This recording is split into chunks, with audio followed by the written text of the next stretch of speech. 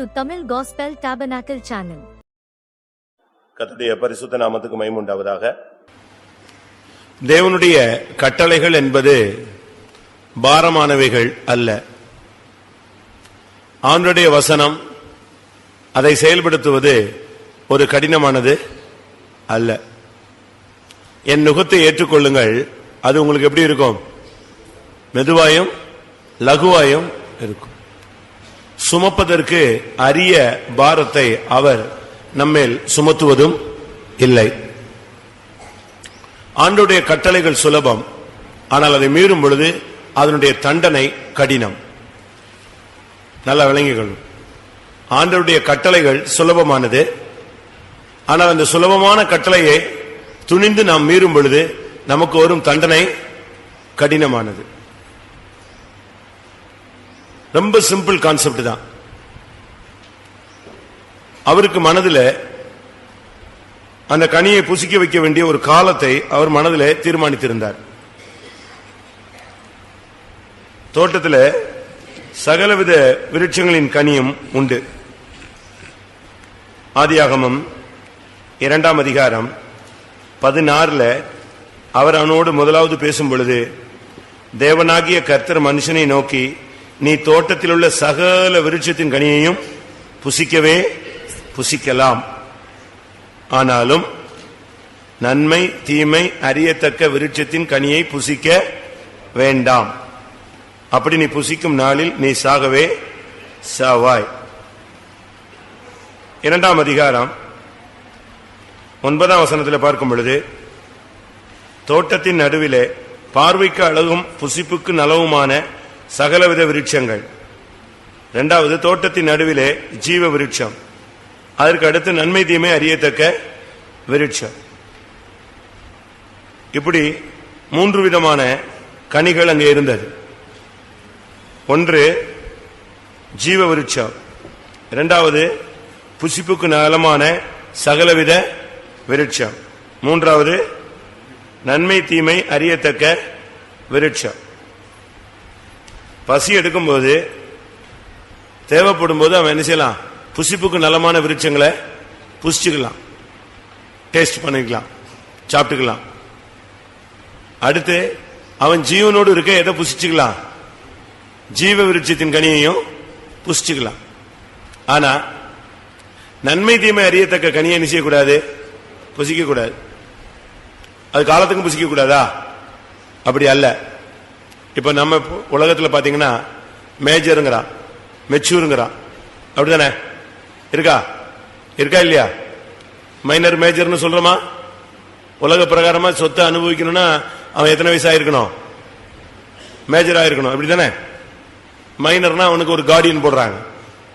அதுபோல இவன் இப்பதான் தோட்டத்தில் உருவாக்கப்பட்டு வைத்திருக்கிறதுனால இவனுக்கு ஒரு வளர்ச்சி வந்து, ஒரு மெச்சூரிட்டி வந்து, தேவன் எதிர்பார்க்கிற அந்த நிறைவு வந்த பிறகு காலங்கள் நிறைவேறும் பொழுது எதை கொடுப்பாரு? நன்மை தீமை அறியாது. இப்ப நீங்க சின்ன பிள்ளைங்க, நீங்க ஏதாவது குடும்ப கதையை பேசிட்டு இருக்கும்போது, என்னது அப்படிங்க, உனக்கு இங்கே வந்தேன்னு சொல்லி துரத்துறோமா? இல்ல பெரிய பையங்க பேசிட்டு இருக்கும்போது சின்ன பசங்க போய் உள்ள போய் என்னென்னமா ஓடுமா துரத்துவான். ஏன்? அவங்களுக்கு இந்த வயசுல அது தேவையில்லாத சப்ஜெக்ட். அதுபோல கர்த்தர் மனுஷனுக்கு ஜீவ விருட்சத்தின் கனியை கொடுத்தாரு. ஆனா இதை புசிக்கிற நாள்ல ஒரு டைம் இருக்காது, அவருக்கு தெரியும். அதனாலதான் டெய்லி வந்து பார்த்துட்டு இருக்காரு, இவன் அந்த வளர்ச்சிக்கு வந்துட்டானா, அந்த வளர்ச்சி அவனுக்குள்ள வந்துருச்சா, அந்த growth வந்துருச்சாங்கிறத பாக்குறதுக்கு தான் டெய்லி யார் வரா? விசிட்டிங் இவர் வர்றார். பரலோகத்தை விட்டு இறங்கி வந்து இவன் எப்படி இருக்கான், இவன் கை வளர்ந்துருச்சா கால் வளர்ந்துருச்சான்னு பார்க்க வரல, இவன் கண்ணெல்லாம் நல்லா இருக்கா அப்படிலாம் பார்க்க வரல. எது பார்க்க வந்தாரு?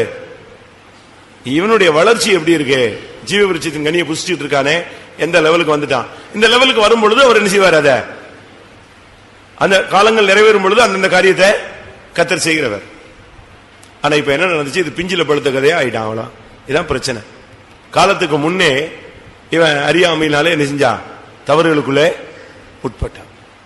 அதனாலதான் கர்த்தர் அவனை துரத்தும் போது தேவன் பேசுகிறாரு, இனி அவனை என்ன செய்ய முடியாது? ஆதியாகமம் 3:22 இதோ மனுஷன் நன்மை தீமை அறியத்தக்கவனாய் நம்மில் ஒருவரை போல் ஆனான். இப்பொழுது அவன் மறுபடியும் தன் கையை நீட்டி ஜீவ விருட்சத்தின் கனியை புசித்து அவன் என்றென்றைக்கும் என்ன செஞ்சிருவான், உயிரோடு இருந்துடக்கூடாது. அப்படினால இவனை அனுப்பிவிடு. இதுக்கு பிறகுதான் அந்த ஜீவன் போய் மரணம் என்ன செய்தே வருது.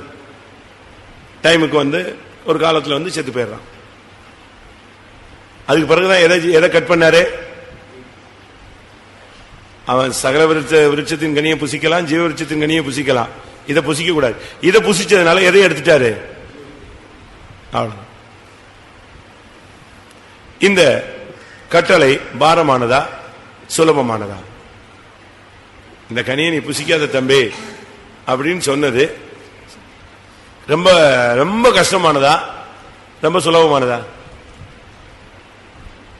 சொல்லுங்க. சரீர பிரகாரமாக செய்யாமல் இருப்பது சுலபம். ஆனா செய்யாதுன்னு சொல்லிட்டாரு பாத்தீங்களா. இந்த ஒரு குரூப் பசங்க இருக்காங்க, பிள்ளைங்க வீட்டுல, இதை செய்யாதன்னா ஏன், அதை செய்யற வரைக்கும் என்ன செஞ்சுட்டே இருப்பான், ட்ரை பண்ணிட்டே இருப்பான். அப்படித்தானே? இதே குழந்தைத்தனம் தான் யாருக்குள்ள இருந்துச்சு, இவங்க 2 பேருக்குள்ள இருந்துச்சு. செய்யாது. இது ஒரு பெரிய கட்டளையா, தலையில தூக்கி ஒரு பெரிய பாறாங்கல்ல தூக்கி வச்சு இதை தூக்கிட்டே இருறான்னா சொன்னாரு, நீ இதை புசி, இதை புசி, இதை புசிக்காத, இதை புசிக்கிறதுனால உனக்கு ஜீவனுக்கு பிரச்சனை வேண்டாம், இது உன்னுடைய ஆத்மாவை என்ன செய்யும், மரணத்துக்கு இழுத்துரும், விட்டுரு. ஒரு கண்டிஷன். ஒருத்தன் மரம் வெட்டிக்கிட்டு இருந்தானா, வேர்த்து விறுவிறுத்து போய் மரம் வெட்டிக்கிட்டு இருந்தானா. அப்போ ஒரு பெரிய பணக்காரன் கிராஸ் பண்ணி போனான். இவன் மரம் வெட்டுறத பார்த்திருக்கான். இவன் தானவே புலம்பிருக்கான், இந்த ஆதாமும் எவ்வளவு விளங்காத தனமா பண்ணிவிட்டானுங்களே, இவங்க 2 பேரும் பண்ண சேட்டைக்கு இப்ப நான் யார் பாடுறா, அவ்வளவு மனுஷனும் நாயா பேயா வேலை செய்ய வேண்டியிருக்கு. அது பிறதானே ஆண்டவர் சொல்லிட்டாரு, நெற்றி வேர்வை நிலத்தில் விழுற வரைக்கும் நீ பாடுபட்டாதான் அவனுக்கு சோறு சொல்லிட்டாருல. இந்த ஆதாமும் ஏவாளும் பண்ணாம இருந்திருந்தா இன்னைக்கு நான்லாம் ராஜாமா இருந்திருப்பனே அப்படின்னு. இத பணக்காரன் கேட்டுட்டு, ஓஹோ அப்ப ஆதாம் ஏவாள் தான் தப்பு பண்ணிட்டாங்க, ஆமா அப்படின்னா, சரி அப்படின்னா நான் உனக்கு நல்ல வேலை தரேன் அப்படின்னு சொல்லி அவன் பணக்காரன் தன்னுடைய வீட்டுக்கு கூட்டு போயிட்டான். உனக்கு ஒரு வேலை இல்லை, ஜஸ்ட் இந்த வீடை மேனேஜ் செஞ்சுக்க, பண்ணிக்க, ரைட் பண்ணிடலான்னு சொன்னான். ஆதாம் ஏவாள் செய்த தவறு இல்லை தம்பி, நம்ம பார்த்துக்கலான்னு சொல்லிட்டு இவனுக்கு ஃபுல் வேலையை கொடுத்தாச்சு. முழு வேலை இவனுக்கு தான். அந்த வீடோட என்னது சூப்பர்வைசிங் ஃபுல்லா இவன் தான். அந்த சொத்துக்கெல்லாம் கொஞ்ச நாள் ஓடிச்சு. அவனும் ரொம்ப சந்தோஷமா இருந்தான். ஆண்டவர் நம்ம மேல இறக்கம் பாராட்டி எதை கொடுத்துட்டாரு, அருமையான ஒரு வாய்ப்பை கொடுத்துட்டாரு. அவன் பாட்டுக்கு வீட்டை மேனேஜ் பண்ணிட்டு சமாதானமா இருந்துகிட்டு இருந்தான். கொஞ்ச நாள் போச்சு. ஒரு நாள் இந்த ஓனரு, நான் வெளியூர் வரைக்கும் போக வேண்டியிருக்கு, வீட்டை ஃபுல்லா நெஞ்சிக்க பாத்துக்க, அந்த ரூம்ல ஒரு பெட்டி இருக்கு, அந்த பெட்டியை மட்டும் நீ என்ன செய்யாத, திறந்துடாத, நான் வர்ற வரைக்கும் என்ன செய்யாத, திறக்காத, வந்த பிறகு அதை நெஞ்சுக்கலாம் பாத்துக்கலாம். ஓகேன்ட்டான். அவன் போயிட்டான். அவன் போய் அவன் சொல்லிட்டு போனா, நான் ஒரு 10 நாள் கழிச்சு தான் என்ன செய்வேன், வருவேன். இவனுக்கு அவன் போன உடனே சொன்னான், வீடு முழுசும் கொடுத்துட்டான் அந்த ஆளு. ஃபுல் கண்ட்ரோல் எங்கடா இருக்கு, இப்ப நான் இந்த வீட்டை என்னனாலும் பண்ணலாம், எப்படினாலும் இந்த சொத்தை அனுபவிக்கலாம், நிர்வகிக்கலாம், ஃபுல் பொறுப்பு இருக்கான். என்னை நம்பாம இந்த பெட்டியை திறக்காதுன்னு சொல்லிட்டு போயிட்டானே. இந்த சின்ன பெட்டியில என்ன இருக்கும், நான் தூக்கிட்ட ஓடிட போறேன், முழு வீடுமே எங்க இருக்கு, என் கண்ட்ரோல்ல இருக்கு, இதை போய் நான் என்ன செஞ்சிட போறேன் அப்படின்னா. சரி விட்டுட்டான். இப்படி போச்சு. ஒரு நாள் போச்சு, 2 நாள் போச்சு, இவனுக்கு சமாதானமே இல்லை. அப்படி அந்த பெட்டிக்குள்ள என்னத்தை வச்சுட்டு போயிருக்கான், குழம்பி போய் 10 நாள் ஆகும்ல, நம்ம ஜஸ்ட் ஓபன் க்ளோஸ் என்னன்னு பார்த்துட்டு மூடிட போறோம். இந்த ஆவி அவனை போட்டு அலக்கழிச்சு கடைசியில் திறந்துட்டான். திறந்த உடனே உள்ள இருந்து ஒரு ஜம்ப் பண்ணி ஒண்ணு வெளியே ஓடி போயிடுச்சு. ஒரே ஜம்ப். இவன் திரும்பி பார்க்கறதுக்குள்ள அது ஓடிடுச்சு. தேடினா ஓடினா கிடைக்கவே இல்லை. பெட்டிக்குள்ள பார்த்தா ஒண்ணுமே இல்லை. பெட்டிலிருந்து ஒண்ணு நெஞ்சிருச்சு, ஜம்ப் பண்ணிடுச்சு. அவன் ஒரு எலிய போட்டு மூடி வச்சுட்டு போயிருந்தான். அது உயிருக்காக மன்றாடிக்கிட்டு இருக்கு, எம்பண்டா திறப்பா, நம்ம என்ன செய்யலாம் போல. இவன் திறந்தா அடிச்சு அடியில அது தம்பாய் ஓடியே போயிடுச்சு. இவன் வீடு முழுசும் தடவுனா கிடைக்கல. அதோட மூஞ்சிலாம் இருண்டு போய் கை கால்லாம் உதறி இப்ப வந்தா என்ன நடக்கும்? இவ்வளவு அருமையான ஒரு வேலை என்ன ஆகி போச்சு, மிஸ் ஆகி போச்சு. அவன் வரும்போதே பார்த்துட்டான், ஐயா முகம் கருத்து வேர்த்து விறுவிறுத்து இருக்கிறான்னு கேட்டான், என்ன ஆச்சு பெட்டி, என்ன ஆச்சுன்னா, இல்ல அது பெட்டி நான் திறக்கத்தான் செஞ்சேன், அதுக்குள்ள என்ன செஞ்சிருச்சு, ஆதாம் செஞ்ச தப்பு இல்ல தம்பி, இது நீ செஞ்ச தப்பு, வெளியே ஓடுனாலும் போ, உனக்கு இனிமே இந்த வீட்டில் என்ன கிடையாது, உன்னுடைய உண்மைத்தன்மையை பரிசோதிச்சோம், தெரிஞ்சு போச்சா, கிளம்புனா. இருக்கா? யார் செஞ்ச தப்பு? ஆதாம் போயிட்டாரு. இப்ப அந்த போஸ்டிங் நம்ம எடுத்திருக்கோம். ஏவாள் போயிட்டாங்க, அந்த போஸ்டிங் இப்ப யார் எடுத்திருக்கா? நம்ம சிஸ்டர்ஸ் எடுத்திருக்காங்க. அவ்வளவுதான். இவங்க எந்த போஸ்டிங் எடுத்திருக்காங்க, நம்ம எல்லாம் எந்த போஸ்டிங் எடுத்திருக்கோம்? அவன் போஸ்டிங் எடுத்திருக்கோம். அவ்வளவுதான். ஆனா கட்டளை எப்படிப்பட்டது? கட்டளை எப்படிப்பட்டது சொல்லுங்க? ரொம்ப சுலபமானது. நீ புசிக்காத, அவ்வளவுதான், விட்டுரு அத. நீ அதை போய் மண்டையில என்ன செய்யாத, குழப்பிட்டு இருக்காது. கர்த்தர் உன்னையப்பா நடத்துற பாதையில போயிட்டே இரு. இதுதான் ரொம்ப சிம்பிள் கான்செப்ட். ஆனா நமக்கு இது பயங்கரமான கஷ்டம். கட்டளையை நீ கை கொள்வாயோ கை கொள்ள மாட்டாயோ என்பதை சோதித்தறிய. உலகத்துல நீங்க பாத்தீங்கன்னா எவ்வளவோ காரியங்கள் நம்ம செக் பண்றாங்க. ஊழியத்துல கூட பயங்கரமா செக்கப் இருக்கும். இவங்க எப்படி பண்றாங்க, எப்படி நடக்கிறான், இவன் என்ன, அவனுக்கு கொடுத்தா என்ன செய்யறான். உலகத்திலே என்ன உண்டு? எல்லாத்துக்கும் செக்கிங், எல்லாத்துக்கும். இப்ப ஸ்பை வச்சு ஒருத்தனை என்ன செய்யறாங்க, சோதிச்சுக்கிட்டே இருப்பாங்க. இவன் எங்க போறான், எங்க வரான். ஆதாம், முதலாவது ஆதாமுக்கு முன்னால ஏவாள் தான் கரெக்டா சொல்லணும். ஏன்னா ஸ்டார்டிங் இவங்க தான். ரெண்டு பேருக்குமே இந்த கட்டளை தெரியும். ஆனா முதலாவது நடந்த சம்பவம் என்ன? முதலாவது ஆதாமை விட்டு அவள் பிரிந்தாள். ஃபர்ஸ்ட் ரெண்டு பேரும் சேர்ந்து இருக்க முடியாததான் ஏற்ற துணையை கொண்டு வந்து நிப்பாட்டினார். ஆனா இவ பிரிஞ்சா, ஃபர்ஸ்ட் செப்பரேட் பண்ணா. இல்லைன்னு சொன்னா இவ பேசின சத்தம் யாருக்கு கேட்டிருக்கோம்? புருஷனுக்கு கேட்டிருக்கோம். அவன் ஒண்ணு இது யாரு புதுசாளு, யார்கிட்ட பேசுறேன்னு கேட்டிருப்பான். இவ சுத்தமா அவனை விட்டு பிரிஞ்சு எங்க போயாச்சே, தனியா உட்கார்ந்து இன்னொருத்தனுடைய சத்தத்தை கேட்டது. முதலாவது பிரிதல். உனக்கும் தேவனுக்கும் பிரிஞ்சு போகிற தன்மை, தூரத்தை நீ அதிகரிக்க கூடாது. இயேசு பிடிபட்ட உடனே தூதர்கள் எல்லாம், சீசர்கள் எல்லாம் ஓடியே விட்டாங்க. பைபிள்ல சொல்லியிருக்கு, பேதுரு தூரத்திலே இயேசுவுக்கு பின் சென்றான். அப்படி இருக்கா அந்த வசனம்? நான் ஒரு காத்திருப்பத்தில் கூட சொன்னேன்ல, லூக்கா 22:54.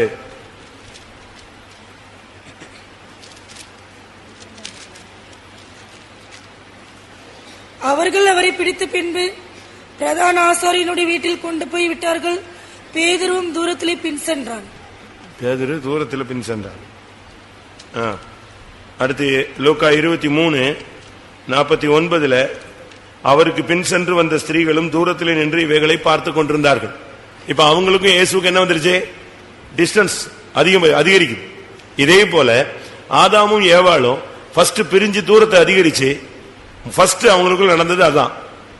சண்டையினால் அல்ல, ரெண்டு பேரும் சண்டை போட்டு என்ன செய்யல, பிரியல, அதை விளங்கிக்கணும். ஆனா ஆதாமோடு இருக்கிற அந்த தன்மையை அவள் கொஞ்சம் கொஞ்சமா என்ன செஞ்சா, விளக்கிட்டா. இந்த நேரத்தில் யாரு பேசுறா? சர்ப்பம் பேசுது. உன்கிட்ட பேசுறது யாருன்னு பார்க்கணும். மனுஷன் தான் பேசுவான். ஆனா மனுஷனுக்குள்ள இருந்து யாரு பேசுறா? வஞ்சிக்கிற மாதிரி பேசுறாங்களா, ஏமாத்துற மாதிரி பேசுறாங்களா, உன்னுடைய விழுகைக்கு பேசுறாங்களா, உன்னுடைய நன்மைக்கு பேசுறாங்களா, உன்னுடைய பக்தி விருத்திக்கு பேசுறாங்களா, உன்னுடைய தோல்விக்கு பேசுறாங்களாங்கிறத நீ என்ன செய்யணும்? கண்டுபிடிக்கணும். பேசுறது பிரதர் தான், ஆனா உள்ள சர்ப்பம் இருக்கா? யார் பேசுறான்னு பாரு. உள்ள இருந்து நாக்கு நீட்டுறது யாரு? யார் பேசுறது? நம்மள அநேகருக்கு பிசாசின் சத்தம் என்ன, தேவனுடைய சத்தம் என்னங்கிறது என்ன செய்யல, தெரியல. அது ஒரு டிசைனிங் ஸ்பிரிட், அதாவது பகுத்தறிவின் ஆவி வேணும். என்ன ஆடுகள் என் சத்தத்துக்கு செவி கொடுக்கும், அந்நியனுடைய சத்தத்துக்கு என்ன செய்யாது, செவி கூடாது. தாவீது ஒரு அபிஷேகம் பண்ணப்பட்ட மனிதன், ஆனா சாத்தான் அவனை ஏவன பொழுது அதை அவனால பகுத்தறிய முடியவில்லை. ஜனத்தை என்னன்னு சொன்ன உடனே போய் எண்ணிட்டான். ஆனா பைபிள் சொல்லுது சாத்தான் அவனை ஏவிட்டான். சாத்தானுடைய ஏவுதலுக்கு கீழ்ப்படிஞ்சதுனால அன்னைக்கு எத்தனையோ ஆயிரக்கணக்கான ஜனங்கள் செத்து போனாங்க. அதனால இந்த விஷயத்துல நம்ம ரொம்ப கவனமா இருக்கணும். அவன்கிட்ட பேசுறது யார்? பிசாசு எப்படி பேசுவான்? பிசாசு பேசுறத கண்டுபிடிக்கணும்னா, பிசாசு பேசினா குழப்பம் இருக்கும், தெய்வம் பேசினா இளைப்பாறுதல் இருக்கும். ஒரு ஆலோசனையை கர்த்தர் சொன்னார்னா அது கடினமாக இருந்தாலும் அது தேவ சித்தமா இருந்தால் அது உங்களுக்கு எப்படி தெரியும்? அது பேசின பிறகு ஒரு இளைப்பாறுதல் இருக்கும். ஆனா பிசாசு பேசினா நன்மையா இருந்தாலும் இருக்கிறது போல தோன்றினாலும் அதுல என்ன இருக்கும்?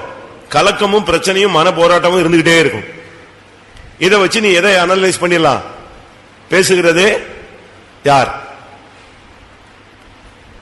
யோபுல சொல்லியிருக்கு, ஒரு ஆவி என் முன்னால் கலந்து போயிற்று, என் மயிர்கள் எல்லாம் கூச்சு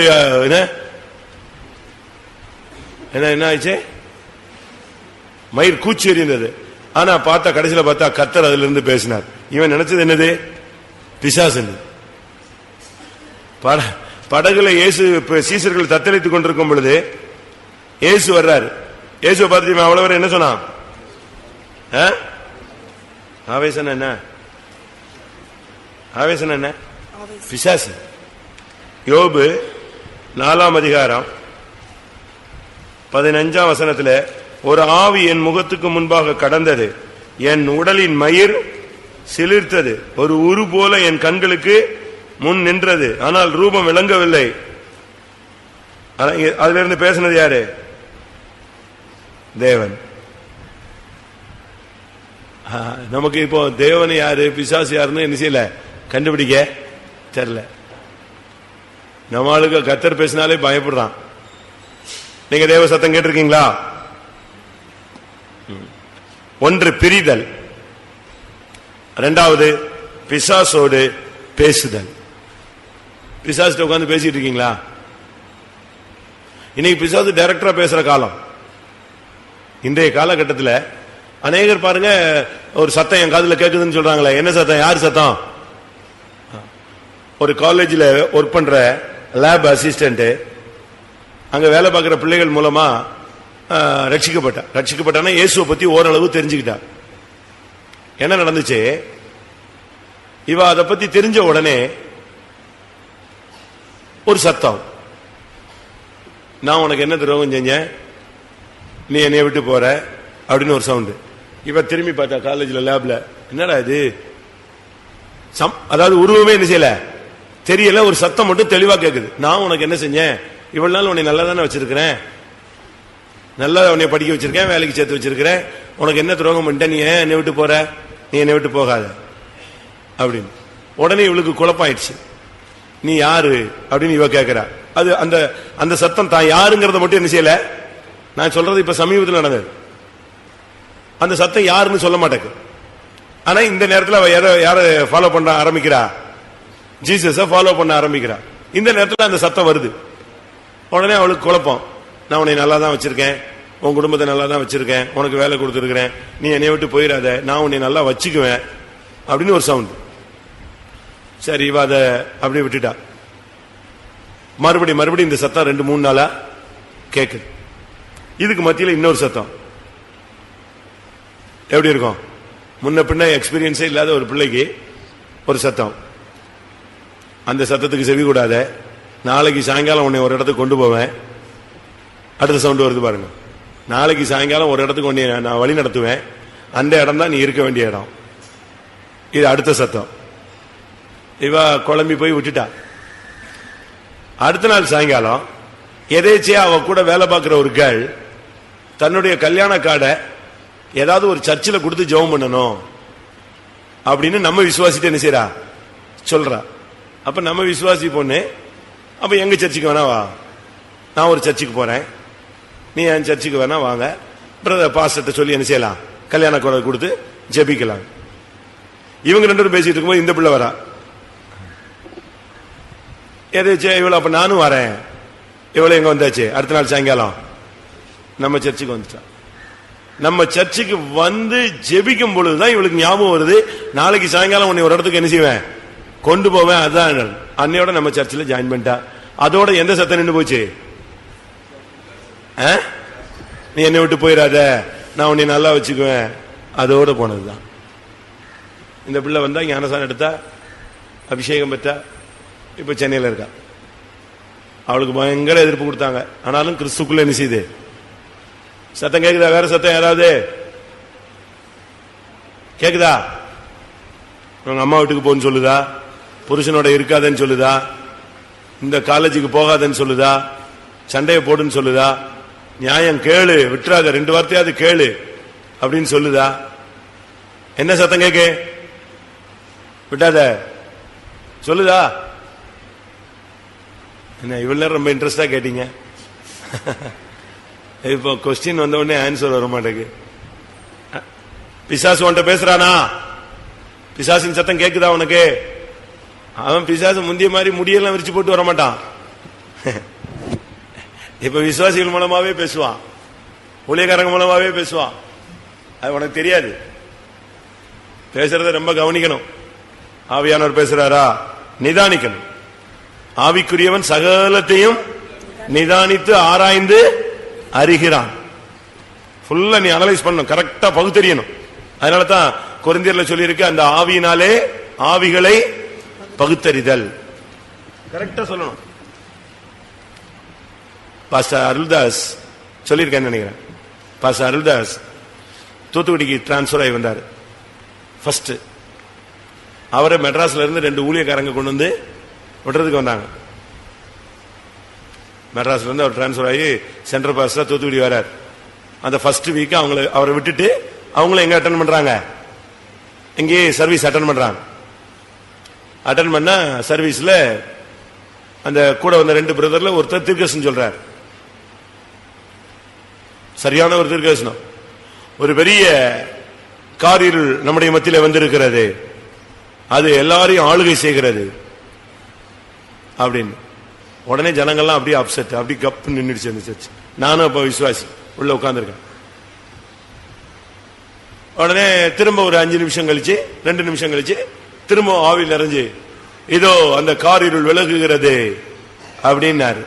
அப்படி சொன்னதுதான் தாமதம்.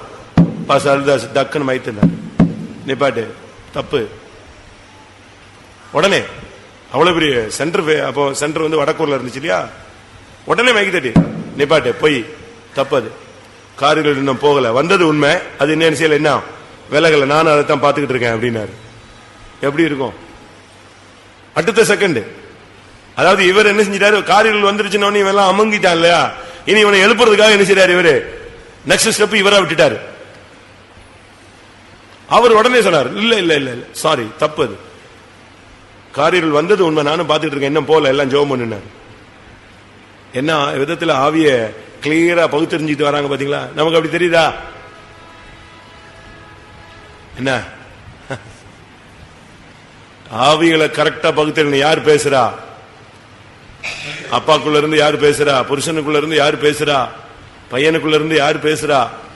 எந்த ஆவி பேசுது கண்டுபிடிக்க தெரியுதா உனக்கு?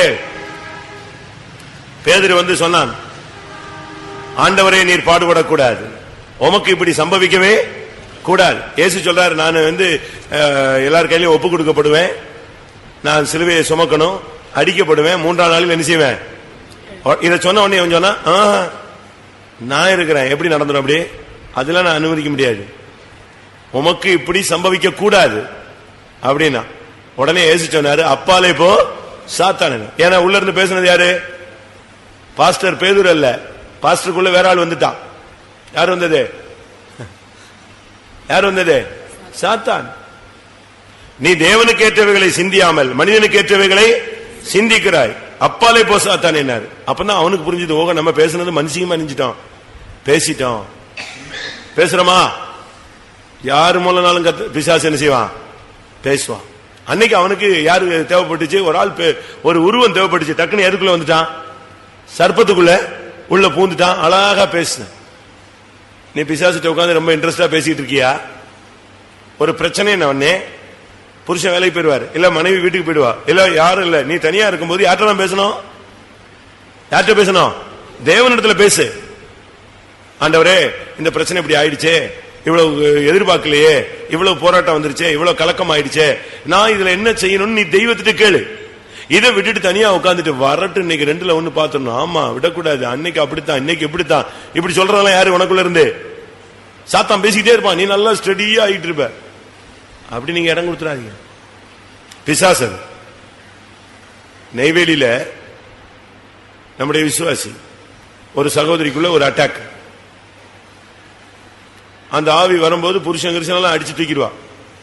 அது ஒரு ஆவி. ஒரு நாள் சொல்லிச்சு, உன்னைய கொல்லாம என்ன செய்ய மாட்டேன், விட மாட்டேன்னு. நெய்வேலியில ஒரு ஒர்க் பண்றார், குவார்டர்ஸ்ல தான் இருக்காங்க. கொல்லாம உன்னை விட மாட்டேன் பார். இவருக்கு அதுல இருந்து என்னது பயம், ரொம்ப உஷார், என்ன தேவை பண்ணிடுவாள். ஏன்னா அந்த ஆவி அவளுக்குள்ள ஒரு கொலைகார ஆவியா உள்ள வந்துருச்சு.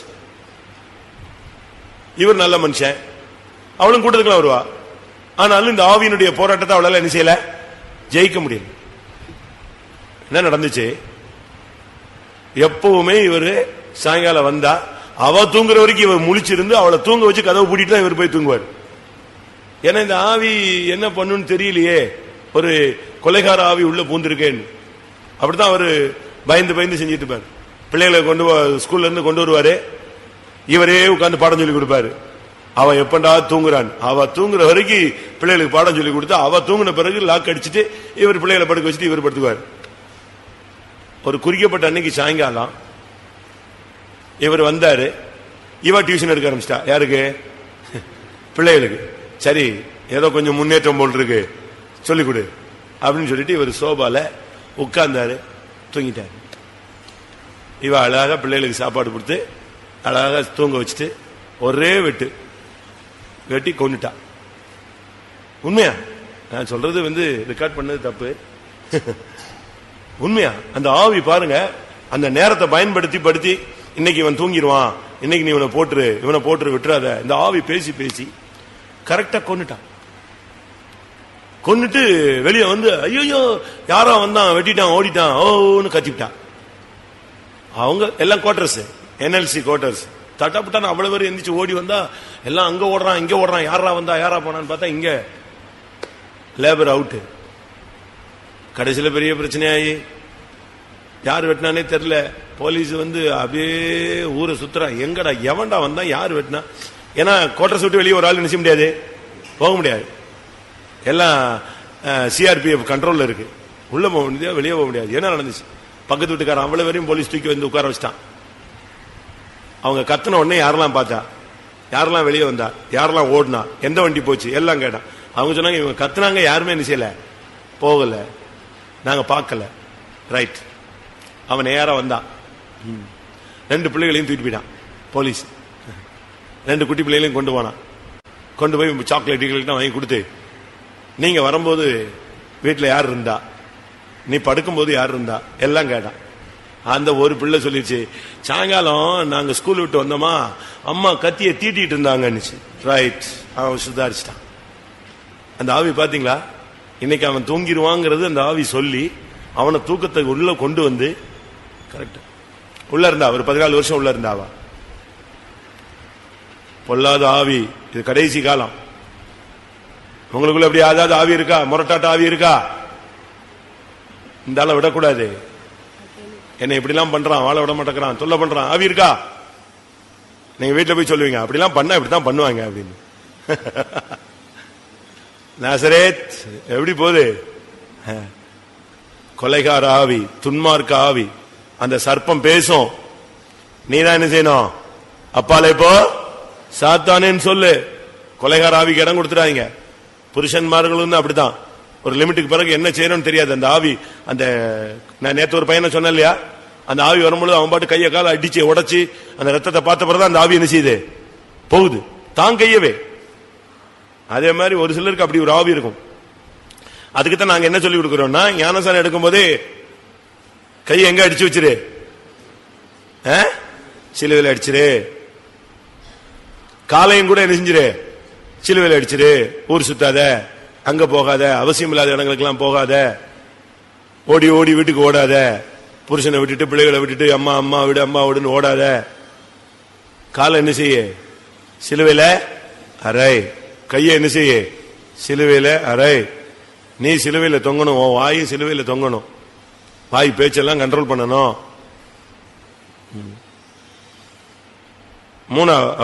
இரண்டாவது பிசாசோடு பேசுதல். மூணாவது அவனுடைய சத்தத்தை கேட்டல், கீழ்ப்படிதல். அவன் சொன்னா இந்த கனியை புசிக்கும் நாளில் நீ தேவனை போல மாறுவ. நல்ல உபதேசம் இல்லையா? இப்ப நம்ம உபதேசம்னா நீ பரலோகம் போக மாட்ட, நீ சீயோன் போக மாட்ட, எருசலேம் போக மாட்ட, நீ பரிசுத்தமா இருந்தாதான் நீ போவ, நகையை கலத்தினாதான் நீ போக முடியும், மீசை எடுத்தாதான் போக முடியும், போட்டுன்னு சொல்றோம். அங்க ஏஜ்ல ஒண்ணுமே கிடையாது, நீ எல்லாம் போட்டுக்கோ, கர்த்தர் உண்மையில் இரக்கமா இருப்பார், மன உருக்கமா இருப்பார். இப்படியே நாம் சீயோனை சென்று அடையணும்னே அங்க உள்ள அல்லேலூயா அல்லேலூயா அம்மா எல்லாம் அப்படித்தானே ஓடுது. அந்த பிரசங்கத்தினுடைய தீம் என்ன புரிஞ்சுக்கிட்டியா? 2 பிரசங்கம். ஒரு ஆள் என்ன பிரசங்கம் பண்ணா? சாத்தான் என்ன பிரசங்கம் பண்ணா? நீ அந்த கனியை புசிக்கும் நாளில் தேவனை போல மாறுவாய். கர்த்தருடைய பிரசங்கம் என்னது? நீ அதை புசிக்கும் நாளில் எது நல்லா இருக்கு, எது மோசமா இருக்கு, எது நல்ல பிரசங்கம்? பிசாசின் பிரசங்கம் தான் அருமையா இருக்கு. அழகான ஒரு கோரஸ், அருமையான ஒரு மியூசிக், அருமையா கோட் ஷூட் போட்டு அட்டகாசமா டான்ஸ் பண்ணி பிரசங்கம் ஓடி ஜனங்கள் எல்லாம் அப்படி ஃபுல்லா இறங்கி விழுந்துடுறான். நம்ம அப்படி இல்லை. போதக சிக்ஷையே ஜீவ வழி. இவனை உட்கார வச்சு ஆபரேஷன் பண்ணி அவனை ஒரு வழி ஆக்கி அவன் எல்லாத்துக்கும் சிந்திச்சதுக்கு, நினைச்சதுக்கு, உட்கார்ந்ததுக்கு, எழும்புனதுக்கு எல்லாத்துக்கும் அறிக்கை செஞ்சு, இயேசுவே எப்படியாயினும் நான் எங்க ஆயிடணும், பரிசுத்தமாயி உம்மை வந்து சந்திச்சிடணும். இது ரொம்ப கஷ்டம், இது ரொம்ப கஷ்டம். ஆனா அவங்க அப்படிலாம் இல்ல, அது பாட்டுக்கு நீ பாட்டுக்கு அல்லேலூயா போட்டு போயிட்டே இருக்கலாம். பைபிள்ல நம்ம வச்சிருக்கிறது 66 புஸ்தகம், மற்றவங்க வச்சிருக்கிறது இன்னும் கொஞ்சம் அதிகமா வச்சிருக்கான். தள்ளுபடி ஆகமம் 1 மக்கபே, 2 மக்கபே, யூதித், தொபியா, ஞானாகமம், சீராக்காகமம், இப்படிலாம் மற்ற பைபிள்ல ஆர்சி பைபிள்ல இருக்கு. அதுல என்ன சொல்லுது?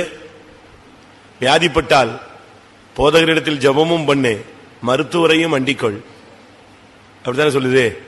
படிச்சிருக்கீங்களா? அதனாலதான் இது சரியான பைபிள் இல்லைன்னு சொல்லி யாரு எதிர்த்தது? மார்ட்டின் லூத்தர் எதிர்த்தார். விசுவாசத்தினால் நீதிமான் பிழைப்பான்னு சொல்லிட்டு மருத்துவரை போனா அது என்ன அர்த்தம்? இது தப்புன்னார். அன்னைக்கு தான் அது தள்ளுபடி ஆகுமா? தள்ளப்பட்டு விட்டது, ஒதுங்கிடுச்சு. நமக்கு நம்மள சத்தியம் தெரியணும், சத்தம் கேட்கணும், தேவ சத்தம் கேட்கணும். பிசாசின் சத்தத்தை கேட்டு அதுக்கு கீழ்ப்படிய கூடாது. அப்படி அந்த சத்தம் கேட்குதுன்னா உடனே நீ இயேசுவின் நாமத்துல போ சாத்தானேன்னு சொல்லு. பரிசுத்தத்துக்கு மாறான எண்ணங்கள் வரும் பொழுது உடனே என்ன செய்? ஒரு பாஸ்டர் சொன்னாரு, என்னால எண்ணங்களை கண்ட்ரோல் பண்ணவே முடியல,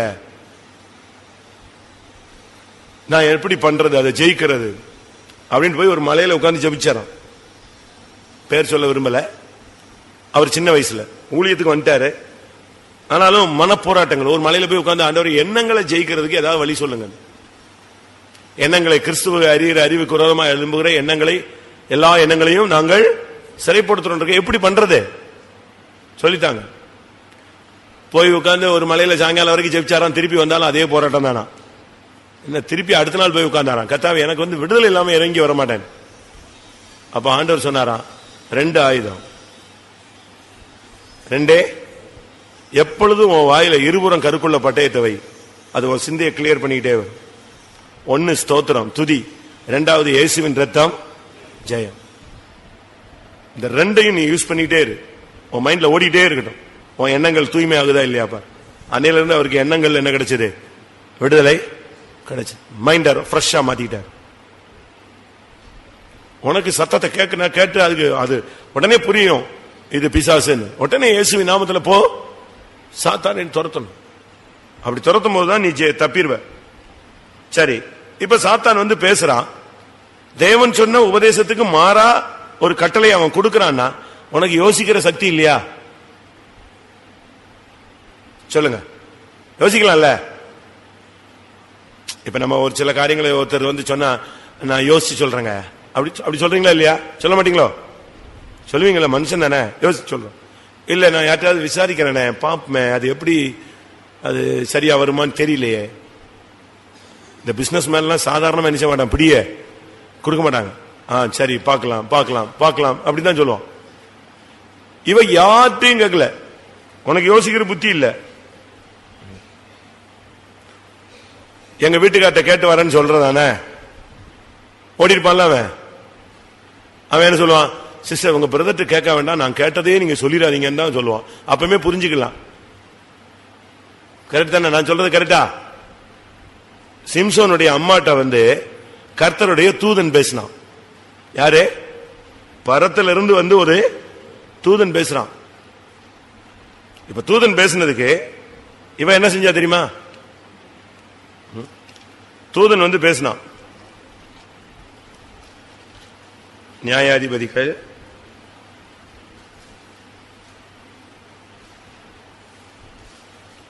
6 13:6. மனுஷன் ஒருவர் என்னிடத்தில் வந்தார், அவருடைய சாயல் தேவனுடைய தூதரின் சாயலை போல மகா பயங்கரமாயிருந்தது. எங்கே இருந்து வந்தீர் என்று நான் அவரிடத்தில் கேட்கவில்லை, அவர் தம்முடைய நாமத்தை எனக்கு சொல்லவும் இல்லை.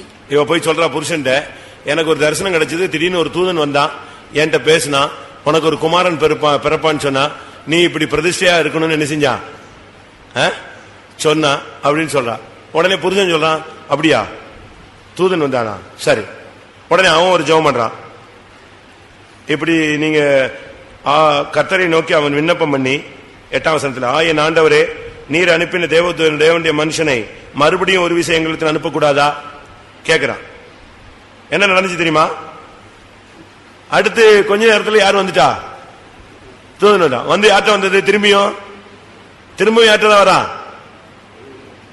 மனாவோட்ட வரல, யார்ட்ட வந்தாச்சு? ஒய்ஃப்ட்ட வந்து நிக்கிறான்.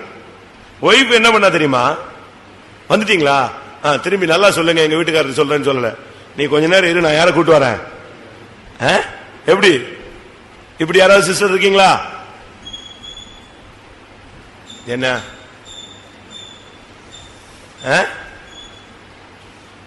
சொல்லுங்க, வீட்டுக்கு விசிட்டிங் வரோம், இருங்க, எங்க வீட்டுக்காரர் வர வேண்டியிருக்கு, வராரு, கூப்பிடுறேன், போன் பண்ணி சொல்றீங்களா? இவன் சொல்றான் பாருங்க. இவன் சொல்றா, அவள் அந்த தூதன் வரும் பொழுது, அப்பொழுது அவள் புருஷனாக்கிய மனோவா அவளோடு இருக்கவில்லை. இவன் உடனே ஒரே ஓட்டம். ஏற்ற ஓடனா அந்த ஸ்திரீ சீக்கிரமாய் ஓடி, அன்று வந்தவர் எனக்கு இன்றைக்கு தரிசனம் ஆனார். இவன் மனைவியின் பின்னாலே போய் பார்த்து கேட்கிறான், அன்னைக்கு என் ஒய்ஃப்ட்ட வந்து பேசினவங்க நீங்க தானா? சரி சொல்லுங்க, நான் இப்ப என்ன செய்யணும்? தூதன் வந்தாலே புருஷனை கூப்பிட்டா, பிசாசு வந்தா நீ புருஷனை கூப்பிட கூடாதோ? கூப்பிடணும்ல? கூப்பிடணுமா கூப்பிட வேண்டாமா? சிலர்ல புருஷனுக்கு விஷயத்தை சொல்றதே இல்ல. விஷயத்தை சொல்ற சில புருஷன் மாதிரி மனைவிக்கு ஒரு மேட்டர் என்ன செய்ய மாட்டான், சொல்ல மாட்டான். கேட்டா அவளுக்கு போய் என்ன சொல்றது, அவ கிடக்குறா அப்படிமா. ரெண்டு பேருமே எல்லாம் பேலன்ஸ் தான். ஜாடிக்கேத்த முடிதான் கத்தர் சேர்த்து வச்சிருக்காரு, அப்படிதான் தமிழ்ல சொல்லுவான். ஜாடிக்கேத்த முடிதான்.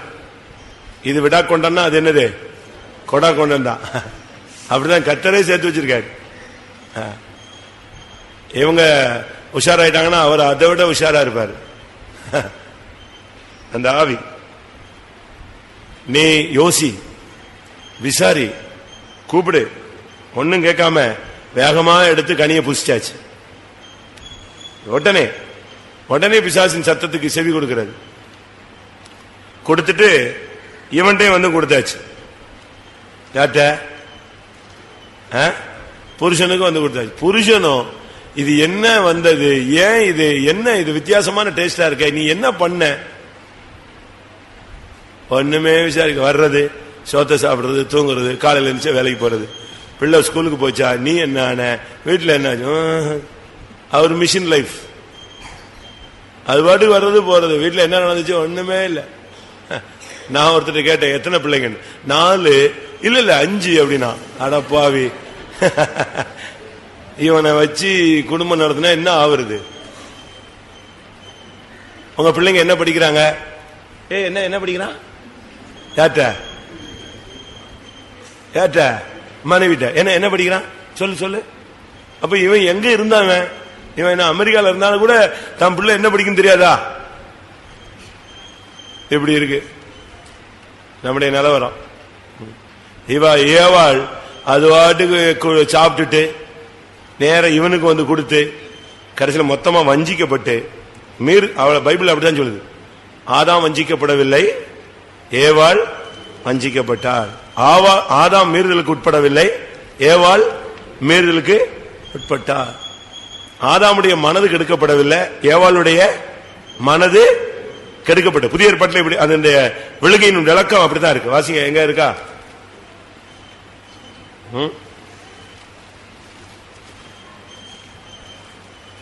ஆதாம் வஞ்சிக்கப்படவில்லை, ஏவாள் வஞ்சிக்கப்பட்டாள். எங்க இருக்க? இல்லையா? அதான் 1 கொரிந்தியர் எத்தனை? சத்தமா சொல்லுங்க, எல்லாருக்கும் வாசிட்டு. 1 தீமோத்தேயு 2ஆம் அதிகாரம் 10. வஞ்சிக்கப்பட்டால் போதுமா? 1 தீமோத்தேயு 2:14. ஆதாம் வஞ்சிக்கப்படவில்லை, ஸ்திரியானவளே வஞ்சிக்கப்பட்டு மீறுதலுக்கு உட்பட்டாள். பவுல் சொல்றாரு, சர்ப்பமானது ஏவாளுடைய மனதை கெடுத்தது போல உங்களுடைய மனமும் கெடுக்கப்படுமோ என்று நான் பயந்திருக்கிறேன். 2 கொரிந்தியர் 11:3. ஆகிலும் சர்ப்பமானது தன்னுடைய தந்திரத்தினாலே ஏவாளை வஞ்சித்தது போல உங்கள் மனதும் கிறிஸ்துவை பற்றி உண்மை நின்று விலகும்படி கெடுக்கப்படுமோ என்று பயந்திருக்கிறேன். ஏவாளுடைய மனது கெட்டு போனது. அடுத்து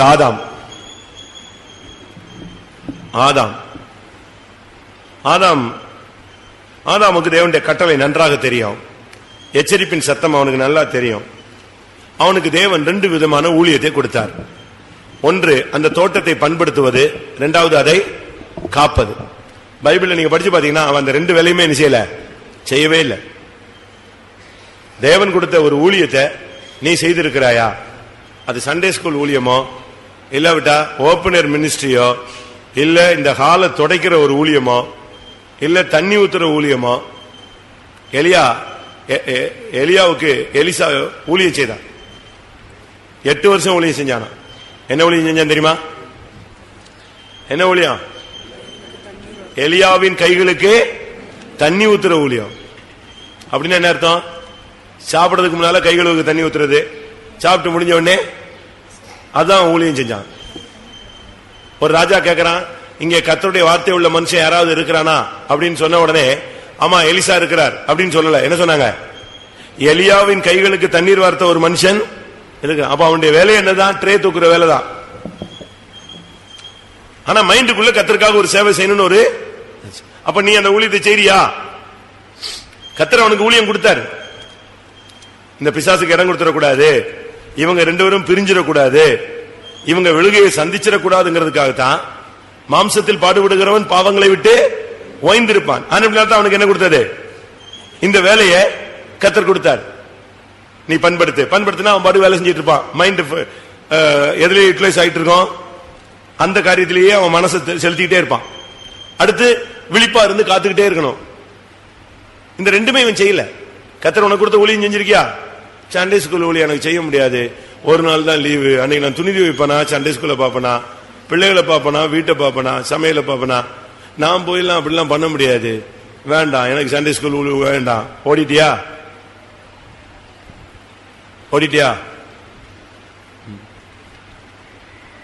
ஒருத்தனை விருந்துக்கு கூப்பிட்டா என்ன சொன்னா? நான் வயல் வாங்கிட்டேன் வரலன்னா. இன்னொருத்தனை கேட்டா நான் மாடு வாங்கிட்டேன். ஏன் உன்னை விருந்துக்கு சாப்பிடதான் ஏன் கூப்பிட்டாங்க? நீ ஊழியம் செஞ்சா பரலோகம் போவன்னு தான் கூப்பிடுறான். இவன் சொன்னா நான் வயல் வாங்கிட்டேன் நான் வர முடியாது, மாடு வாங்கிட்டேன் வர முடியாது, நான் கல்யாணம் கட்டிட்டேன் அதனால வரவே.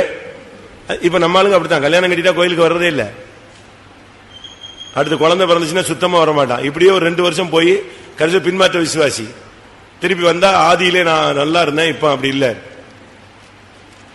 பிள்ளை இருக்கிறதுனால என்னால கோயிலுக்கே வர முடியல. அப்ப பிள்ளை எடுத்துட சொல்லிடுவோமா கர்த்தர்ட்ட? எனக்கு உனக்கு பிள்ளை தானே நீ குறை சொல்ற, பிள்ளை இருக்கிறதுனால எங்க வர முடியல, கோயிலுக்கு வர முடியல. அப்ப பிள்ளை கொடுத்தது தப்பா உனக்கு? அப்படிலாம் கிடையாது. இவனை பண்படுத்து காத்துக்கொள்ளா, உன்னால இயன்ற மட்டும் அந்த வேலையை என்ன செய். அது எந்த ஊழியமோ இயன்ற மட்டும் பெருக்கிற வேலையா பெருகிட்டே. கர்த்தர் உனக்கு அடுத்த ஸ்டெப் கொடுக்கிற வரைக்கும் நீ என்ன செய்யணும்? நீங்க நம்முடைய சீஃப் பாஸ்டர்ஸ் எல்லாம் உங்களுக்கு தெரியுமா? சொல்லக்கூடாது. பெரிய பெரிய பரிசுத்தவான்களா இன்னைக்கு இருக்கிறவங்க எல்லாம் ஒரு காலத்துல மிஷின்ல என்ன செய்யுது, ரொம்ப கஷ்டப்பட்டவங்க. எத்தனையோ வருஷங்களா அவங்க ஊழியமே செய்யாம எதைத்தான் செஞ்சிருக்காங்க? டிரைவிங் தான் செஞ்சிருக்காங்க. 3 பேரை சொல்லலாம் அப்படி எனக்கு தெரிஞ்சு, 3 பேரை சொல்லலாம். அவங்க எல்லாம் 14 வருஷம் 15 வருஷம் 20 வருஷம் என்னதான் செஞ்சவங்க? டிரைவிங் தான், மெக்கானிசம் தான், ஒரு ஊழியம் கிடையாது. காலையில் எந்திரிச்சா காரு டயரை மாத்துறது, ஆயில ஊத்துறது, ஒரே கரியா சுத்துறது, வேற வழி கிடையாது. இருக்கிற வண்டி எல்லாம் ரிப்பேர் பார்க்க. கர்த்தர் அவங்கள அந்த ஊழியத்தில் எப்படி, பணிவிடை ஊழியத்தில் எப்படி இருந்தாங்கன்னு பார்த்து காலங்கள் வரும்பொழுது எங்க தூக்குறாரு? டக்குன்னு தூக்குறாரு. இப்ப இருக்கிற சீஃப் பாஸ்டர் வரைக்கும் சொல்லலாம். பேர் சொன்னா உங்களுக்கு தெரியும் இல்லையா? அவங்க எல்லாம் வருட கணக்கா. அதாவது கர்த்தர் என்ன செய்யறாருன்னா, நீ பிரசங்கம் பண்ணணும் கொடி கட்டி பறக்கணும்னு இல்ல, உன்னைய கர்த்தர் வச்சிருக்கிற ஸ்தானத்துல என்ன நீ உண்மையா இருக்கிற, உன்னைய பண்படுத்த வச்சிருக்காரு, நீ பண்படுத்தணும். காக்கணும்னா நீ என்ன செய்யணும்? காக்கணும். உங்களுக்கு கொடுத்த அந்த ஊழியத்தை செஞ்சீங்களா? பந்தி விசாரிப்ப செஞ்சீங்களா? சாம்பார் ஊத்துறத ஒழுங்கா ஊத்துனீங்களா? தண்ணி ஊத்துறத ஒழுங்கா ஊத்துனீங்களா? பெருக்குனீங்களா? நீங்க பைபிள்ல படிச்சு பாருங்க. அந்த பண்படுத்தவும் செய்யல, காக்கவும் செய்யல. பண்படுத்தி காத்திருந்தால் சர்ப்பத்தை என்ன செஞ்சிருக்கலாம்? கண்டுபிடிச்சிருக்கலாம். உள்ள வர்ற சர்ப்பத்தை சுலபமா கண்டுபிடிச்சிருக்கலாம். வந்துட்டான், உள்ள ஒரு ஆள் வந்துருச்சு. நீ தூங்கிட்டு இருந்தா கூட உன் இருதயம் விழிச்சிட்டு இருக்கணும். நல்ல தூக்கத்துல கூட உன் வீட்டுக்குள்ள பிசாசு வருதுன்னா நீ எழும்பிடுவ. ஒத்துக்கிறீங்களா? ஆவியானவர் தூங்க மாட்டார்ல. உனக்குள்ள ஏதோ வீட்டுக்குள்ள வருதுன்னா ஆவியானவன் பேசிடுவார், இந்த பிரச்சனை வருதுன்னு. நீ அப்பமே முழங்கால் போடு, அப்பமே சத்துரு. எங்கள் எருதுகள் பலத்தவைகளா இருக்கும், சத்துருக்கள் உட்புகுதலும் குடியோடி புகுதலும் இராது. நீ கரெக்டா இரு. ஏன் பிசாசு உள்ள வரான் உனக்கு தெரியல. நீ உனக்கு கொடுத்த ஊழியத்தை செய்யலன்னா பிசாசு வருவான். அது சின்ன ஊழியமா இருந்தாலும் சரி, பெரிய ஊழியமா இருந்தாலும் சரி, அதை நீ செய்யணும். ஒரு டேமரின் அடிக்கிற ஊழியமா கூட இருக்கும் அப்படின்னு அதை தூக்கி போட்டு நீ உட்காந்துக்கலாம். நீ அடிக்கலன்னா உடனே கர்த்தருடைய மகிமை அப்படியே குறைஞ்சு டிம் ஆகி போயிருந்தாங்க. அப்படியா? நீ அடிக்கலன்னா ஒண்ணுமே இல்லையா? அது கோடா கோடி தூதர்கள் இருக்கான் அங்க பாடுறதுக்கு. அதனால நாம செய்ய வேண்டிய ஊழியத்தை நம்ம கரெக்டா செய்யணும். அது சின்ன ஊழியமா இருந்தாலும் நீங்க அது உண்மையா செய்யணும். அது பிள்ளைகள் மத்தியில் நடக்கிற ஊழியமா இருக்கலாம், பெரியவங்க மத்தியில் நடக்கிற ஊழியமா இருக்கலாம், ஏழைகள் மத்தியில் நடக்கிற ஊழியமா இருக்கலாம், அது ஒரு தண்ணி கொடுக்கிற ஊழியமா இருக்கலாம். நான் 2.5 வருஷம் அசிஸ்டண்டா இருந்தேன். ட்ரைனிங் முடிச்ச உடனே என்ன கொண்டு போய் 2.5 வருஷம் அசிஸ்டன்ட் போட்டாங்க. 2 வருஷம் என்ன துணி துவைக்கணும், அயன் பண்ணணும். கொஞ்ச நாள் சிஸ்டர்ஸ் துணி துவைச்சு கொடுத்தாங்க அந்த பெரியவருக்கு. திருப்பி இதுங்க ஸ்ட்ரைக் பண்ண ஆரம்பிச்சிருச்சு. தொட பிரதர் நல்லா துவைச்சு அவர் ட்ரெஸ் மட்டும் ஒயிட்டா போட்டிருக்காருல்ல, அப்ப பிரதர் பெரிய பிரதர் துணியும் அவரே துவைக்கட்டும் அப்படின்னாங்க. இது என்னடா இது, சரி தரல கெட்டாங்களா, ரைட்டு. முதல்ல அயன் பண்ணிட்டு இருந்தேன், திருப்பி துவைச்சு நானே என்ன செய்யணும், அயன் பண்ணணும். காலைல எந்திரிச்சா 6 மணி, ஜபமோ தவமோ அதெல்லாம் கிடையாது. 6 மணி ஆயிடுச்சா போய் அங்க கட்டட வேலைக்கு என்ன செய்யணும், கம்பை நட்டி சாரம் கட்டிடணும். அவ்வளவுதான். 7 மணிக்குள்ள அந்த விசுவாசி வந்துருவான். அதோட அவன் வர்றதுக்குள்ள கலவையை போட்டு என்ன செய்யணும், ரெடி பண்ண. அவன் ஒரு மிஷின் மாதிரி நின்னான்னா நைட்டு 10 மணி வரைக்கும் அப்படியே நின்று என்ன செய்வான், வேலை செய்வான். இவனுக்கு 3 பேர் அசிஸ்டண்டா இருந்தாலும் காணாது. நானும் இன்னும் 2 பையன், ஒருத்தன் டிரைவரு, இன்னொருத்தன் பைத்தம்ல ஒரு விசுவாசி பையன். 3 பேரும் சளைக்காம அடிப்பான். 9 மணிக்கு வந்தா இங்க காலையில ஜெபம் முடிச்சு ஒரு ட்ரே வரும். நான் அந்த அசிஸ்டண்டா இருக்கும்போது எனக்கு ஒரு ஓட்டு ரூம் இருந்துச்சு. அந்த ரூம்ல போய் உட்கார்ந்து என்ன செய்ய வேண்டியது, சாப்பிடணும். சாப்பிட்டு முடிச்ச உடனே திருப்பி எங்க வந்துடணும், கொத்த வேலைக்கு வந்துடணும். ஸ்டார்ட், அவ்வளவுதான். போட்டு திருப்பி ஒரே போக்கு 1 மணி வரைக்கும், திரும்ப வந்து சாப்பிடணும். திருப்பி 6 மணி வரைக்கும் காஃபி. அதுக்கு பிறகு அவன் லைட்டை போட்டு வேலைக்கு ஸ்டார்ட் பண்ணுவான் பாருங்க. இது முடிச்சா திருப்பி வந்து துணி துவை, உன் துணி துவை, பிரதர் துணி துவை, அயன் பண்ணு, இதை பாரு. இதுல திடீர்னு 6 மணிக்கு நானு இன்னைக்கு கூட்டத்துக்கு போக முடியல, நீ போயிட அப்படிம்பாரு. எத்தனை மணிக்கு? 6 மணிக்கு. அது ஆவடி இல்லைன்னா முத்தியால் புதுப்பேட்டைன்னு ஒரு இடம். அது அங்கிருந்து ஒரு 3-4 கிலோமீட்டர் போகணும். இனி நான் சிமெண்ட் போக குளிச்சு எண்ணெயை தேய்ச்சி இந்த சிமெண்ட்டை என்ன செய்யணும், எடுத்துட்டு ட்ரெஸ்ஸை மாத்திக்கிட்டு, 2 வீலர் கிடையாது, போட்டு சைக்கிளை போட்டு மிதிடா மிதி மிதி மிதின்னு எங்க போய் சேரணும், 6:30 அங்க போய் சேர்ந்துடணும். இதுக்குள்ள பிரசங்கம் ரெடி பண்ணணும். எங்க ரெடி பண்றது? ரோட்லயே சோத்திரம் சோத்திரம் சோத்திரம் சோத்திரம் சோத்திரம் சோத்திரம் சோத்திரம் ஏதாவது ஒரு வசனம் வந்துக்கும். அதை இறுக்கி பிடிச்சு தொங்கிக்கிட்டே போயிடுவேன் நான். போய் அங்க ஒரு பிரசங்கம் முடிச்சுட்டு வந்தா திரும்ப அடுத்து 10 மணி ஜெபம். எப்படிதாங்க நீங்க நினைக்கிறீங்களா? சும்மா இன்னைக்கு சின்ன பாஸ்டர் வந்துட்டாங்க, பெரிய பாஸ்டர் வந்துட்டாங்க, அவங்களுக்கு என்னங்க அப்படி வர்றாங்க, செல்லு வச்சிருக்காங்க, கார்ல வர்றாங்க, போய்ங்கிறான். நம்ம அவ்வளவு என்ன பண்றது, கத்தர் அவங்க கையில கொடுத்துட்டாரு. அப்படித்தான் இப்ப நம்ம கணிப்பு. இன்னைக்கு இருமுடியூர் போனா, அப்பா எவ்வளவு பெரிய செட்டுன்னு. நாங்க போகும்போதுதான் வாங்கியிருந்தாங்க. வெறும் வயல் காடு, வயல், சுத்த வயல். காலையில 4 மணிக்கு எழுப்பி விடுவாங்க பாருங்க. ஐயோ கர்த்தாவே, எழும்பவே முடியாது. ஒரு நீங்க என்ட்ரா ஆறீங்கல்ல, அதுல ஒரு ஓலை செட்டு போட்டு இருந்துச்சு, அதுலதான் நாங்கெல்லாம் தங்கிடப்போம். 4 மணிக்கு பெட்ஷீட் கிட்ஷீட்லாம் புட்டிங்கி இழுத்துருவான். எழுப்பி உட்கார்றா ஜெபத்து, 4 மணி ஜெபத்துக்கு உட்காரு. ஐசி இன்சார்ஜ், ஐசி அவங்களுக்கு பேரு. எழுப்பி உட்கார வச்சிருவான். எழுப்பி உட்காந்து தோத்திரம் பண்ணா தோத்திரம் தோத்திரம் தோத்திரம். 5 மணி ஆன உடனே ஒரு கட்டங்காப்பியை தூக்கி கொடுப்பான், குடிடான். குடிச்ச அடுத்த நிமிஷம் லாரி ரோட்ல நிக்கும், ஓடி போய் ஏறணும். உண்மையா சொல்றேன், உடனே லாரியில போய் ஏறணும். ஏறினா 7:30 மணிக்குள்ள என்ன செய்யணும், அங்க எங்கேயாவது கிடக்கிற கிணத்து மண்ணு, ரோட்ல குட்டி இருக்க மண்ணு, இதெல்லாம் பேசி வச்சிருப்பாங்க. எல்லாத்தையும் அள்ளி 7:30 இங்க வரணும்.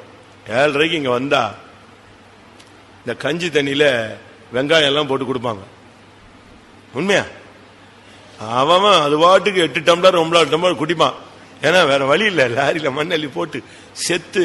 சட்டையெல்லாம் சும்மா சக்கச்சவேர்னு இருக்கும், வெள்ளை சட்டையா இருக்காது, மஞ்சள் கலர்ல இருக்கும், இல்லைன்னா செவப்பா இருக்கும். அதை குடிச்சிட்டு அடுத்த ஒரு ட்ரிப் ஏறிடணும் வண்டியில. 9:30 வந்து நிப்பாட்டணும். வந்தா கஞ்சி கொடுப்பாங்க. உடனே லாரி ஏறணும். அடுத்த செகண்ட் நிக்கலன்னா போயிடுவான். திருப்பி அந்த வயல் வரைக்கும் நம்ம என்ன செய்யணும். அப்ப உள்ள ஐசி எல்லாம் இப்ப மாதிரி இல்ல, சரியான பாத்தீங்க. அவன் போயிட்டே இருப்பான் லாரி எடுத்துட்டு. ரிப்போர்ட் பண்ணா நமக்கு ஊழியமே கிடையாது.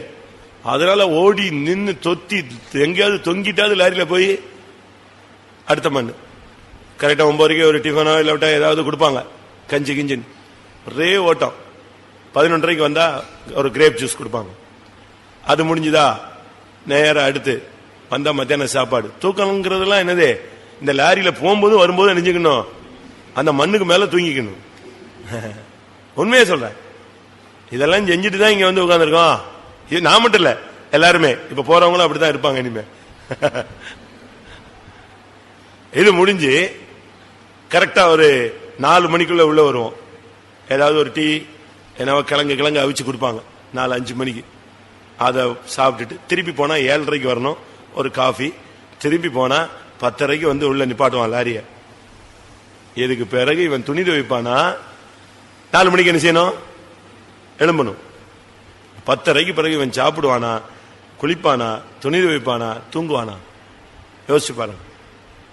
அவ்வளவு பேரும் மலேரியா படுத்துட்டான். அவன் காலேஜ் பேங்க் இங்குன்னு ஒர்க் பண்ணிட்டு வந்து இங்க மண்ணை தூக்கி விட்டு அவ்வளவு பேரும் மலேரியா. 40 பேர்ல 24 பேர் படுத்துட்டான். எப்பா வாழ்க்கையே போதுடா, முடிஞ்சு போச்சு. அட்டி குளிர் ஜுரம் வெளுக்குது. இந்த 10:30 பிறகு அங்க பின்னால ஒரு கிணறு இருக்கு தெரியுமா? பிரதர் சைட்ல மோட்டர் ரூம் கிட்ட ஒரு ரூம், ஒரு கிணறு இருக்கு. இதுதான் எங்களுக்கு வந்து என்டர்டைன்மெண்ட் ஏரியா. டைமே இதுதான். ஃப்ரீயா என்ஜாய் பண்ற டைமே நைட்டு 10:30 பிறகு இந்த கிணத்துல குளிக்கிறது என்னது வாழ்க்கையிலேயே சந்தோஷமான நேரம். 10:30 பிறகு போய் சும்மா அவ்வளவு வரும் டம்மு டம்மு டம்முன்னு எல்லாம் உள்ள விழுந்துருவான். அந்த இருட்டுக்குள்ள விழுந்து குளிச்சு எந்திரிச்சு வந்து சாப்பிட்டுட்டு படுத்தான்னா செத்தா கூட எழும்ப முடியாது. எழுப்புனா கூட செத்து பண்ண மாதிரி இருப்பான். இவனை 4 மணிக்கு பெட்ஷீட் கிட்ஷீட் எல்லாம் கிழிச்சு எழுப்பி உட்கார வச்சு ஸ்தோத்திரம் பண்ணுமா. இவ்வளவு பண்ணி தாங்க வந்திருக்கிறோம். நல்ல வேலை சொல்லிட்டீங்க, நாங்க வரவே மாட்டோங்கிறீங்களா. இதே மாதிரிதான் சிஸ்டர்ஸுக்கும். எங்களுக்கு ஒரு ஐசின்னு அவங்களுக்கு 7 ஐசி நிப்பாங்க. நின்னால், நடந்தால், உட்கார்ந்தால், போனால், வந்தால். லேட்டா போனா என்ன அர்த்தம்? ஸ்பீடா இவ போறாம்பாங்க. இவன் ஸ்பீடா போயிட்டான்னா இவ ஏன் ஸ்பீடா போனாமா, ஸ்லோ ஆயிடுச்சுன்னா இவன் எல்லாரும் போன பிறகு இவன் இங்க நிக்கிறாமா, அப்படியே இடிச்சு வரும். இதுதான் ஊழியம். எப்படி இருக்கு வரீங்களா? ஆனா இதை நீ செய்தால் பிசாசு வரமாட்டான். பிரமாணத்தின்படி நீங்க அந்த கஷ்டப்பட்டு கொஞ்ச காலம் அந்த ட்ரைனிங் பீரியட். இப்ப அதுக்கு ட்ரைனிங் பீரியட் இல்ல, ப்ரொஃபஷனல் பீரியட். பேங்க்ல இருந்து உங்களை ஊஸ் பண்ணிடலாம். ஊழியத்தை எடுக்கும்போது சொல்லிடுறாங்கல்ல, 2 வருஷம் ப்ரொஃபஷனல் பீரியட், உங்களை செக்அப் டைம்.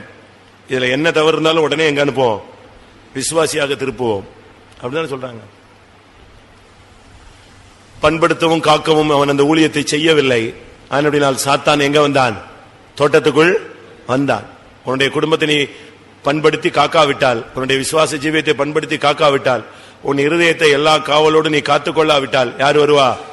உள்ள அவன் வருவான். அருமையான நதி இருந்துச்சு. அந்த நதியில குளிக்கலாம், நடக்கலாம், போகலாம். அந்த நதியின் ஓரத்தில் என்ன செய்யும்?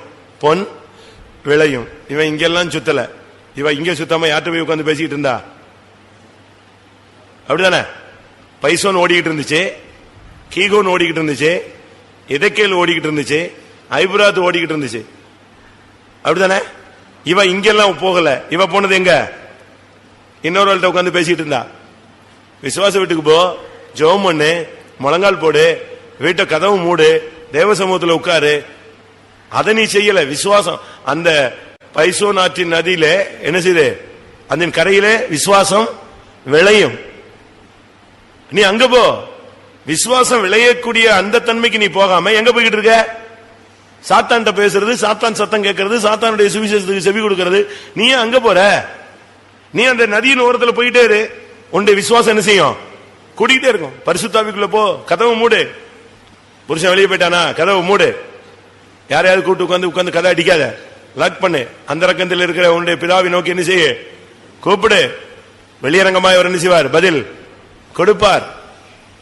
அதை செய்யாம நீ பொன் விளையும் பூமியில நீ நடக்காம நீ எங்க போய் உட்கார்ந்துட்டு இருக்கிற? விசுவாசத்தை வளர்ச்சி அடைய வைக்கிற காரியத்தை சிந்திக்காம சர்ப்பத்திட்ட உட்கார்ந்து பேசிக்கிட்டு இருக்கிற. இவன் எங்கேயோ சுத்த, அவ எங்கேயோ சுத்த, கடைசியில மொத்தமா எல்லாமே நெஞ்சிருச்சு, போயிடுச்சு. சரி, இவன் கனியை கொடுத்தா இவன் எவ்வளவு நாள் அங்க இருக்கிறான்? இந்த கனி வித்தியாசமா இருக்கு, இது எங்க இருந்து எடுத்தேன்னு கேட்க வேண்டாமா? கேட்கணும்ல? கேட்கணுமா கேட்க கூடாதா? என்ன விஷயம் இது, என்ன புதுசா இருக்கு அப்படின்னு சொன்னா அவ சொல்லியிருப்பா. இவன் அதெல்லாம் ஒண்ணுமே கேட்கல, குருட மாதிரி வந்தான். கொடுத்த உடனே பேசாம போட்டதை சாப்பிட்ட. இந்த ஒரு சிலர்லாம் வீட்டுல என்ன ஏதுன்னு கேட்க மாட்டாங்க, அது வாட்டு வச்சதெல்லாம் சாப்பிட்டு அமைதியா போயிட்டே இருப்பான். அது எப்படி வந்துச்சு, என்ன வந்துச்சு, நமக்கு அதெல்லாம் எதுக்கு? இவன் கனியை கொடுக்க, இவன் சாப்பிட, கடைசியில விழுகை, மரணம், நிர்வாணம், தேவனை விட்டு ஓடுதல், ஒளிதல், தேவனை விட்டு பிரிதல். நான் சொல்ல வந்த பாயிண்ட் என்ன தெரியுமா? இந்த கனியை புசிச்சதுனால எவ்வளவு பெரிய இழப்புன்னு தெரியுமா உங்களுக்கு? கட்டளை ரொம்ப சுலபமானது, அதை மீறும் பொழுது வரும் தண்டனை கடினமானது.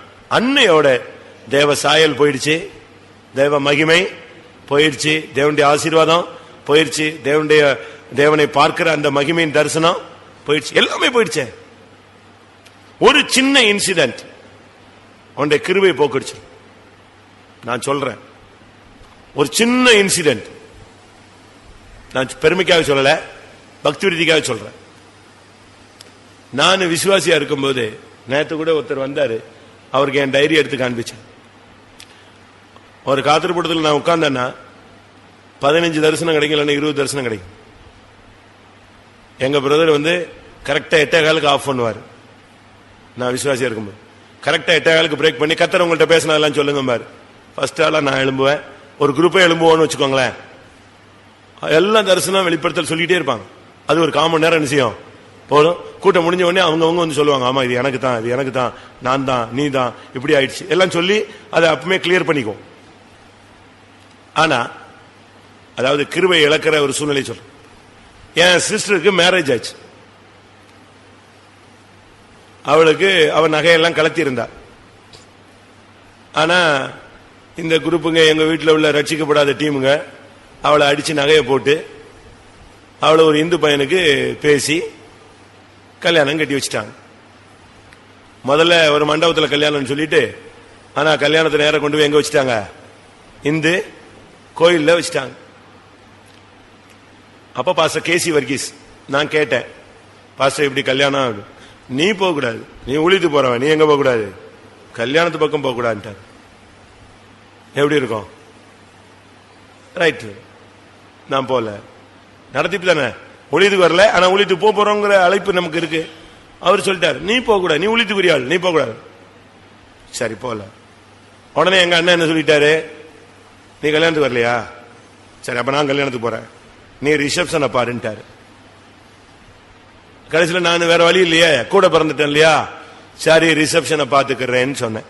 அங்கதான் பிசாசு எனக்குள்ள நெஞ்சிருச்சு வந்துச்சு. ரிசப்ஷன் என் கண்ட்ரோல்ல வந்துருச்சு. இவங்க எல்லாம் கல்யாணத்துக்கு போயாச்சு, பொண்ணு அம்மா அப்பா எல்லாரும் எங்க எல்லாம் வெளியூர் கல்யாணம் போயாச்சு, நான் மட்டும்தான் இருக்கேன்.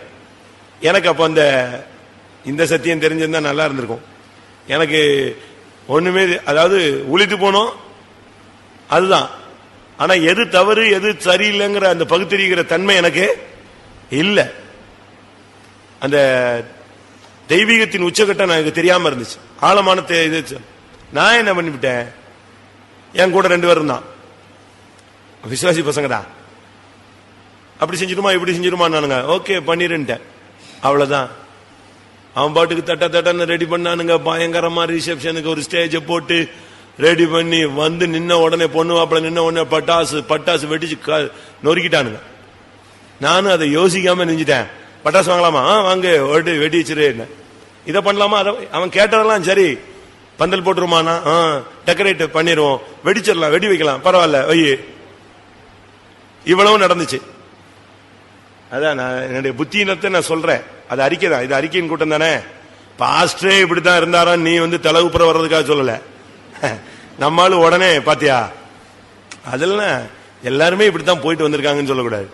பக்திக்காக சொல்றேன், அறிக்கையாக சொல்றேன், ஜோக்குக்காக சொல்லல, சீரியஸ்னஸ் சொல்றேன். என்ன நடந்துச்சு, இப்ப கல்யாணம் முடிஞ்சு யார் வந்துட்டா, பொண்ணு மாப்பிள வருது, அடி கொளுத்திட்டானுங்க, பட்டாசு வெட்டிச்சு, ஒரு அமர்களை முடிஞ்சு உள்ள வந்தா இந்த உலகத்து முறைப்படி அந்த கல்யாணம் கட்டி மாப்பிள்ள வந்தா பொண்ணோட அண்ணனோ தம்பியோ என்ன செய்யணும், ஒரு ஜுவல்ஸ் போடுவாங்க, ஒரு மோதிரமோ ஒரு செயினோ என்ன செய்வாங்க கொடுக்கணும். தபால்னு நீ கல்யாணத்துக்கு வரல, நீ கொடுத்துருட்டாங்க. எனக்கு அந்த நேரத்தில் ஒரு புத்தி இல்லாம தகால்னு மாப்பிள்ள இறங்கி வந்தாரு, மோதிரத்தை தூக்கி கையில மாட்டிட்டேன். கொடுத்தாங்க, இந்த கொடுனாங்க, போட்டு விட்டேன். அவ்வளவுதான்.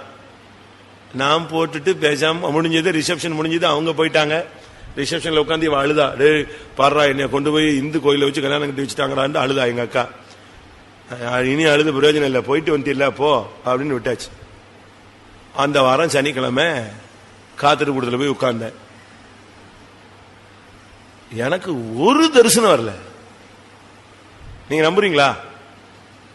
ஒரு தரிசனம், ஒரு சிங்கிள் தரிசனம் கூட இல்ல. அப்படியே பிளாங்கா போயிடுச்சு, அந்த கிருபையே போயிடுச்சு, இன்னைக்கு வரைக்கும் போயிடுச்சு. இப்ப நான் தரிசனம் திருக்கசனம் சொல்றதெல்லாம் ஒரு பிளாஷ் தான், லைட்டா. அதுல 1% என்ன செய்யுது, ஊழியத்தில் இருக்கிறதுனால ஏதோ கொடுக்கிறார்.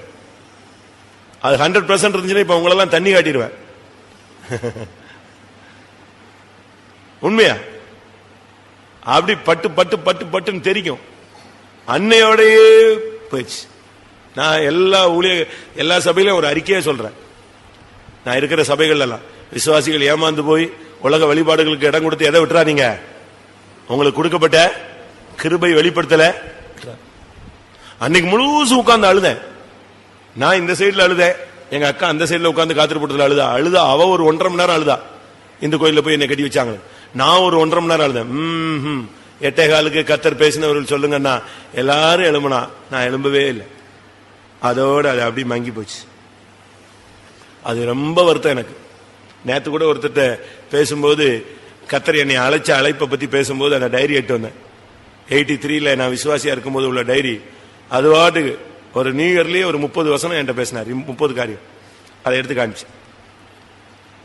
அதுக்கு பிறகு இப்ப நான் சொல்றதெல்லாம் ஒரு 1% கர்த்தர் வந்திருக்கிறார். ஏதாவது சொல்றோம் இல்லையா, இந்த தீர்க்க தரிசனம் வெளிப்படுத்தல் தரிசனம் நான் இப்படி பார்த்தேன்னு சொல்றதெல்லாம் சும்மா ஒரு சின்னது.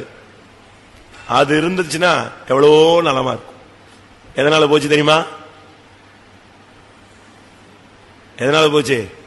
பிரமாணத்தை மீறினதுனால, உலக ஆடம்பரங்களுக்கு உலக வழிபாடுகளுக்கு நான் இடம் கொடுத்ததுனால என் கிருபையை இழந்தேன். யோசிச்சு பாருங்க. நம்ம சும்மா சிம்பிளா செஞ்சுட்டு வந்துடும். கனியை புசிச்சுட்டு வர்றது ரொம்ப சிம்பிள். எட்டி கிடக்கிற ஒரு கனியை எடுத்து சாப்பிட்டு கடிச்சிட்டு வர்றது, இந்த புளியங்கா கீழே விழுது எடுத்து கடிக்கிறது பெரிய பாவம், பெரிய தவறா, பெரிய சாதனையா? அது சிம்பிள். ஆனா அதுக்கு உள்ள தண்டனையை பாத்தீங்களா? தண்டனை எவ்வளவு பெரிய தண்டனை, கொடிய தண்டனை. காலத்துக்கும் அவன் யாரை பார்க்க முடியாம போயிட்டு தேவனை பார்க்கவே முடியல. அந்த மகிமையே போயிடுச்சு. கண்களை மூடுவோம். ஒரு 10 நிமிஷம் டைம் தர்றேன். ஒரு சின்ன கட்டளையை மீறினதுனால மிகப்பெரிய கொடிய தண்டனை. தேவ மகிமை இழந்து போனது, கிருபையை இழந்து போனோம், தெய்வீகத்தை இழந்து போனோம். நம்ம நினைப்போம் ஒரு சின்ன தவறுன்னு. கிடையவே கிடையாது. தேவனுக்கு சின்ன தவறு கூட இருக்கக்கூடாது. எல்லாரும் கண்களை மூடி கொஞ்ச நேரம் தேவ சமூகத்தில் நாம் நம்மை தாழ்த்தி ஆராய்ந்து பார்ப்போம். நாம் ஆதாமா ஏவாளா? ஏன் கர்த்தருடைய சத்தத்துக்கு செவி கொடுக்காம போயிட்டோம்? ஏன் கட்டளையை மீறிட்டோம்? எந்த இடத்துல கர்த்தரை விட்டு பிரிஞ்சோம்? எந்த இடத்துல நாம் பண்படுத்தவில்லை? எந்த இடத்துல தேவன் கொடுத்த ஊழியத்தை நம்ம செய்யல? நாளைக்கு செய்யலாம், செய்யக்கூடாது. நீ உனக்கு கொடுக்கப்பட்ட ஊழியம் சின்ன ஊழியமோ பெரிய ஊழியமோ, உன்னை நம்பி கர்த்தர் கொடுத்தார், அந்த ஊழியத்தை நீ செய். காலம் வரும் பொழுது கர்த்தர் உன்னை கனப்படுத்துவார். ஆதாமை போல் இருக்கிறாயோ? ஏவாளை போல் இருக்கிறாயோ? ஏன் கூட்டத்துக்கே வருவதில்லை? ஏன் உன்னை ஒழித்துக் கொள்ளுகிறாய்? ஏன் எங்கேயோ ஓடுகிறாய்?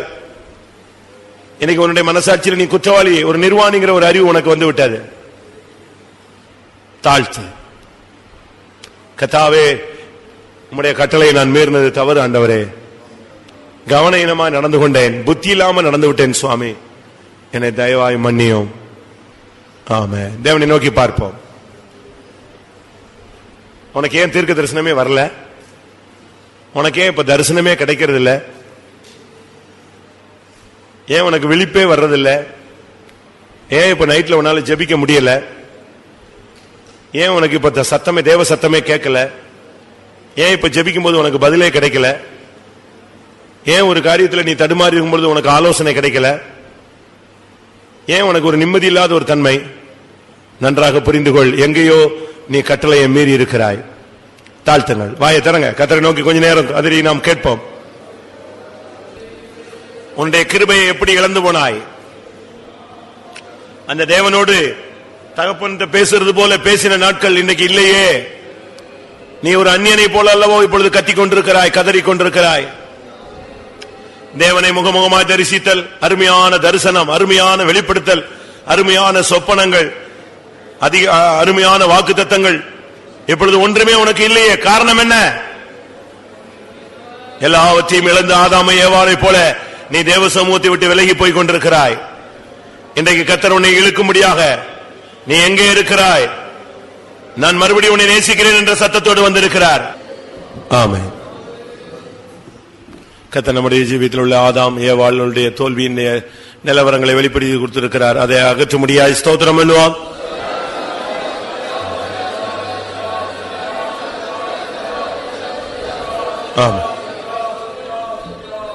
ஒரு சின்ன அடுத்து ஒரு சின்ன ஒரு கொஞ்ச நேரம், ஒரு 5 நிமிஷம் மன்னித்தல், மன்னிப்பு கேட்டல்.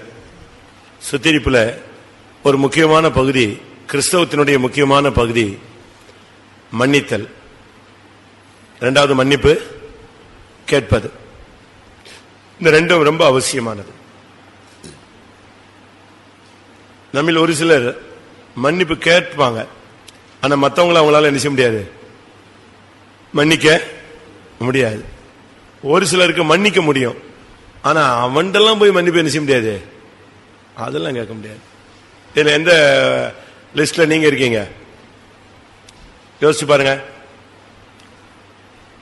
என்னால் மன்னிப்பு கேட்கவும் முடியும், என்னால் மன்னிக்கவும் முடியும். அதுதான் கிறிஸ்தவம். முடியுமா? ஒன்று மன்னிப்பு கேட்பது, இரண்டாவது மன்னிப்பது. இதுல எது கஷ்டமானது சொல்லுங்க பாவம், சொல்லுங்க. எல்லாரும் இங்கே இருங்க, கூட்டத்திலேயே இருங்க, உங்க ஆவி இங்கே இருக்கட்டும். எது கஷ்டமானது, எது சுலபமானது சொல்லுங்க. ஒரு சிலருக்கு இது கஷ்டம், ஒரு சிலருக்கு அது கஷ்டம். அப்படிதானே? யார்ட்டினாலும் போய் மன்னிப்பு கேட்டலாம், அது ஒரு பெரிய காரியம் இல்லை. ஆனா எப்படி மறக்கிறது, இவன் இவ்வளவு பண்ணிட்டானே, அதான் பிரச்சனை. ஒரு சிலருக்கு மன்னிப்பா, அதெல்லாம் இவன்ட்டெல்லாம் போய் கேட்கறதா. ஒரு சிலர்கிட்ட போய் மன்னிப்பு நீங்க கேளுங்க, பிரதர் மன்னிச்சுக்கோங்க, ஏன்ட்ட கேட்கிற, போய் ஆண்டவர்கிட்ட கேளு, அவரை மன்னிக்க சொல்லு அப்படிமா. பிரச்சனை உனக்கு அவனுக்கு தானே, அவனுக்கு ஆண்டவருக்குன்னா அவன் எங்க போய் சொல்லுவான், ஆண்டவர்கிட்ட மன்னிப்பு கேட்பான். பிரச்சனை யாருக்கு? ஒருவருக்கு ஒருவர் தான் பிரச்சனை. மனைவிட்ட போய் ஒரு பெண்ணிட்ட போய் எப்படி மன்னிப்பு கேட்கறது? ஆண் ஆதிக்கம் என்ன செய்ய மாட்டேங்க, இடம் கொடுக்க அப்படி கிடையாது. ஆண் பெண்ணுலாம் இல்ல, நம்முடைய பட்சத்தில் தவறு இருக்குன்னு உன்னுடைய ஆவியானவர் உனக்கு உணர்த்திட்டா யாரா இருந்தாலும் என்ன செய்யலாம், உடனே மன்னிப்பு கேட்கலாம். உடனே மன்னிப்பு ரொம்ப அது தெய்வீகமான ஒரு குணசீலம். ஆண்டுடைய குணாதிசயங்கள்ல ஒன்று என்னது, மன்னிப்பு. சரி, மன்னிப்பு கேட்டா மன்னிச்சிடலாம். இன்னும் அதனுடைய பூரணத்தை சொல்றேன், மன்னிப்பு கேட்காமலே அவன் என்ன செய்யணும், மன்னிக்கணும். அதுதான் கிறிஸ்தவத்தின் பூரணம். அவன் உன்ட மன்னிப்பு கேட்காட்ட கூட நீ அவன் என்ன செய்யணும், மன்னிக்கணும். அவன் ஒரு வருஷம் கழிச்சு பிரதர் நான் அன்னைக்கு பேசின தப்பு, ஐயோ நான் அப்பமே அதை நினைஞ்சிட்டேன், மன்னிச்சிட்டேன், அது அப்பமே நான் அதை மறந்துட்டேனே அப்படின்னு சொல்லணும். நீ அதையே தூக்கி வச்சுக்கிட்டே நிச்சய கூடாது. மன்னிக்காத சுபாவம் ஒரு புளிச்ச மாவு, இதை நீ வச்சுக்கிட்டே நிச்சய கூடாது, தூக்கிட்டு அலையக்கூடாது. அது ஒரு குப்பை, அந்த குப்பையை என்ன செஞ்சுட்டு இருக்க கூடாது, குட்டி குட்டி குட்டி குட்டி வச்சிட்டு கூடாது. ஒரு வாரத்துக்குள்ளதான் அந்த காத்திரப்படத்துல தீ வச்சு நெஞ்சிடணும், அக்னியில பரிசுத்தாவின் அக்னியில சுட்டரிச்சணும். உங்களுக்கு எது கஷ்டம் சொல்லுங்க? மன்னிக்கிறது கஷ்டமா, மன்னிப்பு கேட்கறது கஷ்டமா? அந்த சப்ஜெக்டே கஷ்டங்க. மேத்ஸே எனக்கு ஒத்து வராது, பிசிக்ஸே ஒத்தே வராது. மற்ற எதுனாலும் வரும், தமிழ் தான் இப்ப தறிக்கணதான் அடிக்குது எல்லாருக்கும். ஏன்னா எல்லாம் இங்கிலீஷ் மீடியத்தில் போனதுனால எது வராது, இங்கிலீஷும் ஒழுங்கா படிக்கல, தமிழ். இப்ப நம்ம பிள்ளைங்கள்லாம் இங்கிலீஷ் மீடியத்தில் படிக்க வைக்கணும்னு பேரண்ட்ஸுக்கு ரொம்ப ஆசை. ஏன்னா நம்ம தான் பேச முடியல, அதுங்களாவது நித்தியாவது பேசிட்டு வாழ்க்கையில முன்னேறிட்டு. இது போய் அங்க சேர்த்து விட்டா அங்க ஸ்கூல்ல எல்லாரும் இங்கிலீஷ் மீடியத்தில் தமிழ்ல தான் சொல்லிக் கொடுக்குறான். அது என்னத்த இங்கிலீஷ் பேசுற போது கடைசியில் இங்கிலீஷும் தெரியாம தமிழும் தெரியாம இதுலயும் 30 மார்க் அதுலயும் 30 மார்க் தான் நிக்குது. அப்படித்தானே? உண்மைதானே? சரி, உங்களுக்கு எது கஷ்டம்? ஒரு சிலருக்கு மன்னிப்பு கேட்கறது கஷ்டமே கிடையாது, எத்தனை தரம்னாலும் போய் கேட்பாங்க. அவங்க என்ன ஏசினாலும் ராபோஜனத்துக்கு முன்னால போய் மன்னிப்பு கேட்டு பேசாம போயிட்டே இருப்பான். அவன் சொல்லுவான், பாரு இன்னும் கொஞ்ச நேரத்தில் வருவான் பாரு, என் பாய் மன்னிப்பு கேட்டு பேசாம போயிட்டே இருப்பான். அப்படியா? நான் ரொம்ப ரஃபா இந்த விஷயத்துல பண்ணிருக்கேன். மன்னிப்பு கேட்காம உள்ள நினைச்ச கூடாது, உட்காரவே கூடாது. மன்னிப்பு கேட்பீங்களா? ஒரு இடத்துல ஒரு இதே மாதிரி சுத்திரிபுரத்தில் ஒருத்தர் அறிக்கை செஞ்சார், கர்த்தருக்கு ஸ்தோத்திரம் அப்படி இப்படின்னு அறிக்கை செஞ்சார். நான் சொன்னேன், உங்க அண்ணன் நீ பேசல, நீ இங்க என்ன அறிக்கை செய்யற, உட்காரு. அப்படின்னு. இப்ப தானே கும்பல்ல யாரு சொல்றா என்ன சொல்றான்னு தெரியாம மொத்தமா எல்லாரும் அறிக்கையிடுவோம் அப்படின்னு மொத்தமா எழுப்பிட்டு அலையிலியா போட்டு உட்கார்ந்துக்கிறோம். அப்ப அப்படி இல்ல, ஒன்னொன்னா சொல்லணும்ல. அவன் ஏந்தி சொன்னான், கத்தருக்கு சோத்திரம், நான் அதை செஞ்சேன் இது செஞ்சான்னா. நான் சொன்னேன், உங்க அண்ணன்ட்ட முதல்ல ஒப்புரவாகல, உட்காரு கீழன்னு. இவன் எந்திரிச்சு வெளியே போயிட்டான். ஐயோ ஓடியில போயிட்டான். எனக்கு மனசு வருத்தமா போச்சு, போயிட்டானே எந்திரிச்சு. நம்ம ஒரு ஆத்மாவை எடற பண்ணிட்டோமோ, கூட்டம் முடிஞ்சு அவனை கூட்டு சத்தம் போட்டுருக்கலாமோ, சாட்சி கூட்டம் அறிக்கையிலே உட்காருட்டோமே, துக்கப்பட்டானே போயிட்டானே இயேசுவே, என்ன நடக்க போதோன்னு யோசிச்சேன். திருப்பி கொஞ்ச நேரம் ஆவியில் அரைஞ்சிக்கிட்டு இருந்தா திரும்பி வந்துட்டான். என்னடா இவன் எங்க போனா? இப்போ எனக்கு ஒரே குழப்பம். சரி கூட்டம் முடிஞ்சு பேசிக்கலான்னு கூட்டம் முடிஞ்சு நான் சொன்ன உடனே எந்திரிச்சு வெளியே போனேன்னு கேட்டேன். நீங்க தான் சொல்லிட்டீங்க ஒப்புரவாயிட்டு வரணும்னு. எங்க அண்ணன் வீட்டுக்கு போய் ஒப்புரவாயிட்டு வந்தேன். எப்படி? உடனே கீழ்ப்படிதல்.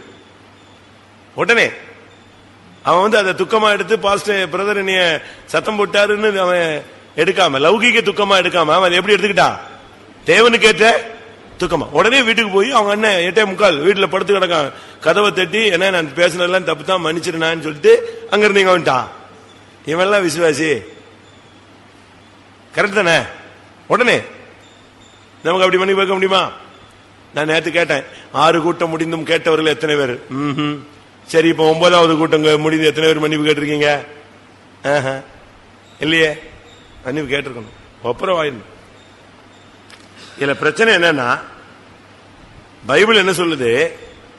நீ பலிபீடத்தண்டையில் உன் காணிக்கையை செலுத்த வந்து அவன் பேரில் உனக்கு துக்கம் இல்ல, உன் பேரில் அவனுக்கு மன வருத்தம் உண்டு என்று நீ கண்டாயானால் நீ காணிக்கை இங்க வச்சுட்டு போய் நெஞ்சிட்டு வா, ஒப்புரவாயிட்டு வாங்க. எந்த விசுவாசி இப்படி செய்யறான் சொல்லுங்க? அதனாலதான் ஒரு விசுவாசி கொடுத்த காணிக்கை அங்கீகரிக்கப்படாம கிடக்கு. காணிக்கை அங்கீகரிக்கப்படாததுக்கு காரணம் என்னன்னா, இவன் ஊரெல்லாம் சண்டை போட்டு, வீட்டுல அடிச்சு போட்டுட்டு, மனைவிட்ட சண்டை போட்டுட்டு, பிள்ளைகள்கிட்ட சண்டை போட்டு, பெற்றோர்கிட்ட சண்டை போட்டுட்டு, எல்லாத்தையும் வைராக்கியத்தை வச்சுக்கிட்டு, பாஸ்டர் காணிக்க வாங்க மாட்டாருன்னா நேர சின்ன பாஸ்டர் காணிக்க கொடுக்கறது, சின்ன பாஸ்டர் வாங்க மாட்டாருன்னா பெரிய கட்ட போய் கொடுக்கறது, ஒண்ணும் இல்லைன்னா சின்ன சிஸ்டர்ஸ்ட அப்படி காணிக்க வாரி வழங்குற மாதிரி. இந்த காணிக்கை எங்கேயாவது போய் சேர்த்து பண்ணணும்னு சொல்லிட்டு, இல்ல உண்டில் பெட்டியில் தூக்கி போட்டு ஓடிக்கிட்டே இருக்கிறது அங்கீகரிக்கப்படாது.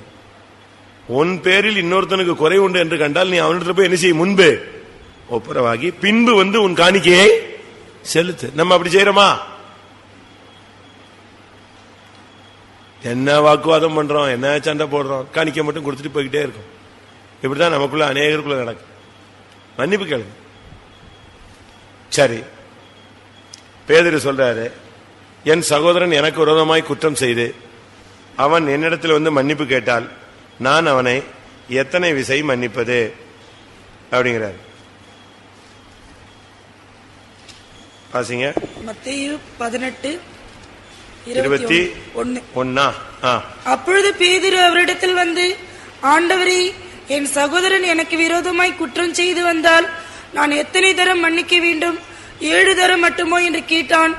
அதற்கு இயேசு, 7 தரம் மாத்திரமல்ல, 7 தரம் மட்டும் என்று உனக்கு சொல்லுகிறேன். அப்படின்னு என்ன அர்த்தம்? பேதுருவுக்கு சகோதரன் யாரு? பேதுருவுக்கு சகோதரன் யாரு? அந்திரேயா. அவனும் ஊழியக்காரனா, இவனும் ஊழியக்காரனா. இப்ப இவன் வந்து தப்பு செஞ்சா நான் எத்தனை தரம் மன்னிக்கிறேன்னு கேக்குறான். ஏசு என்ன சொன்னாரு? 7,490 தரம். அவன் மன்னிப்பு கேட்கிறானோ இல்லையோ, மன்னிக்கிறேன் மன்னிக்கிறேன் மன்னிக்கிறேன் மன்னிக்கிறேன் மன்னித்தேன் ஆண்டவரே. அந்திரேயா அவன் மன்னிச்சுட்டான் ஆண்டவரே, அவனை இனிமே நான் கசந்து கொள்ளவே மாட்டேன். 490 தரம் நீ சொல்லி இந்த ஆவியை உன்னை விட்டு என்ன செய்யணும்? துரத்தணும். மன்னிப்பீங்களா? மன்னிக்க முடியுமா?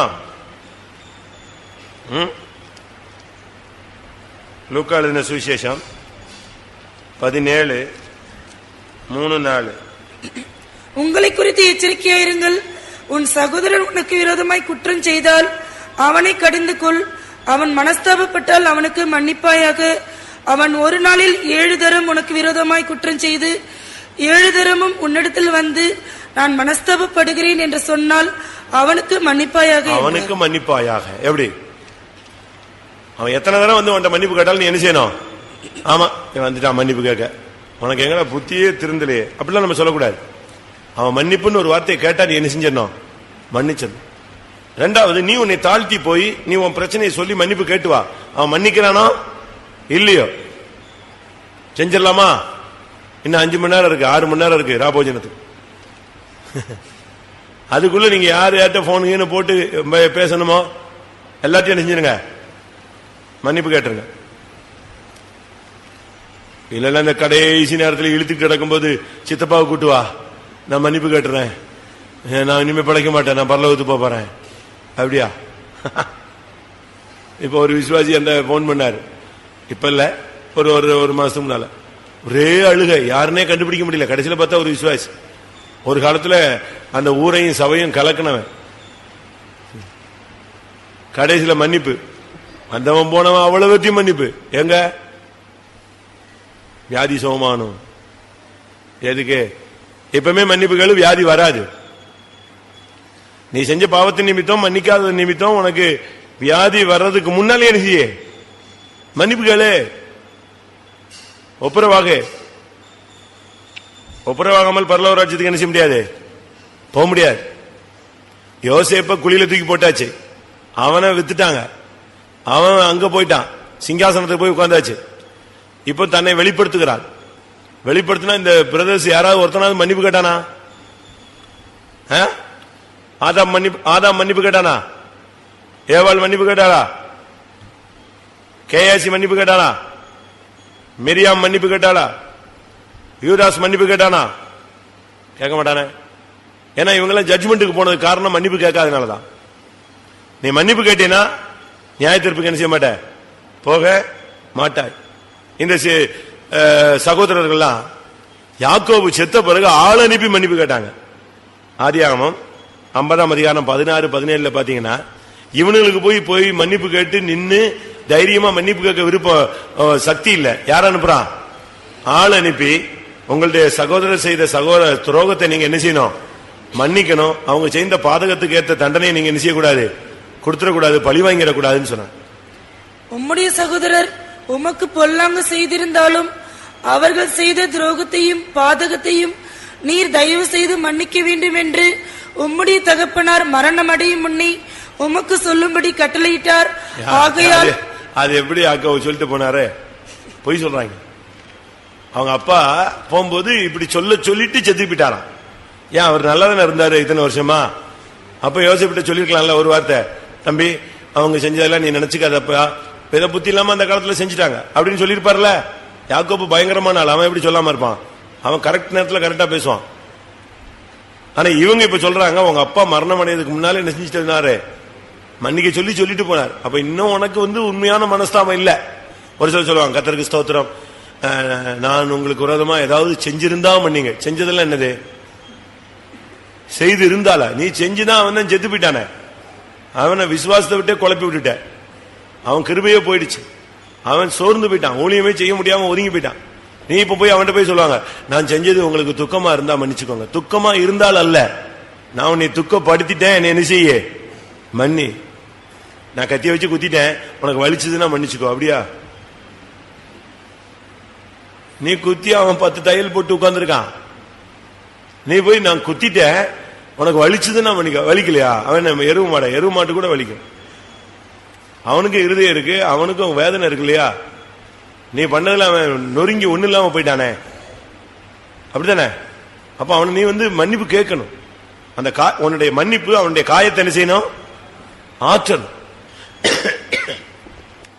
மன்னிப்பு கேள். உன் குடும்பத்துக்காக கூட நீ மன்னிப்பு கேட்கலாம். உன் குடும்பத்துக்காக நீ மன்னிப்பு கேட்கலாம். உன் பிள்ளைகளுக்காக நீ மன்னிப்பு கேட்கலாம். நாங்க அப்படி கேட்கிறோம். 2 விசுவாசி சண்டை போட்டுட்டே இருப்பான், வாக்குவாதம் வச்சு 2 பேரையும் காம்ப்ரமைஸே பண்ண முடியாது. கடைசியில நாங்க சொல்லுவோம், சரி அவன் சார்பில் நான் மன்னிப்பு கேட்கிறேன் அப்படின்னா தான் அந்த பிரச்சனை நிச்சயம். சரி, பாஸ்டா மன்னிப்பு கேட்கணும்.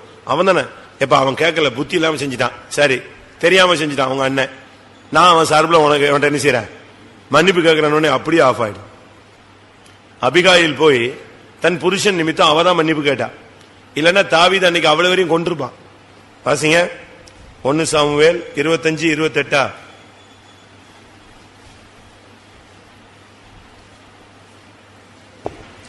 உமது அடியாளின் பாதகத்தை மன்னியும். கர்த்தரின் ஆண்டவனுக்கு நிலையான வீட்டை நிச்சயமாய் கட்டுவார். என் ஆண்டவன் கர்த்தருடைய யுத்தங்களை நடத்துகிறவராமி. நீர் உயிரோடு இருக்கும் நாளில் ஒரு பொல்லாப்பும் உண்மையிலே காணப்படாது. இவ போய் அங்க மன்னிப்பு கேட்டா.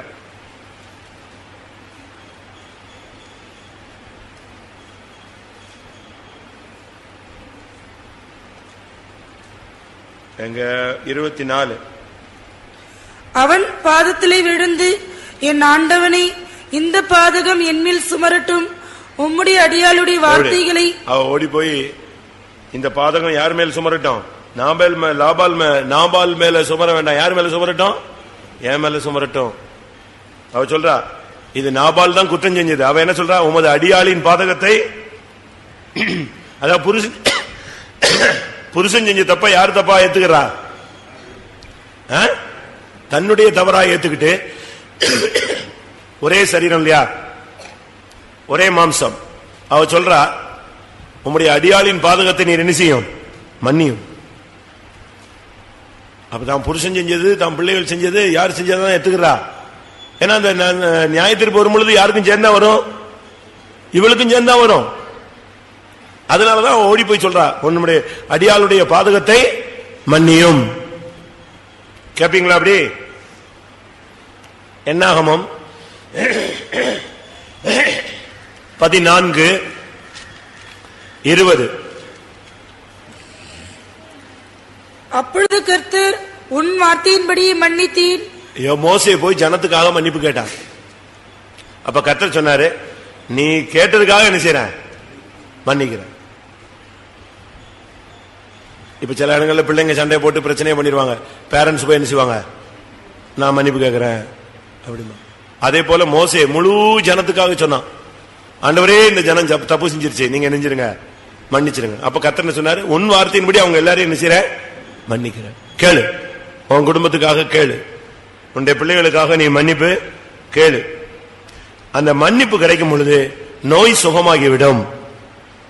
103 சங்கீதம் 3 வசனம்.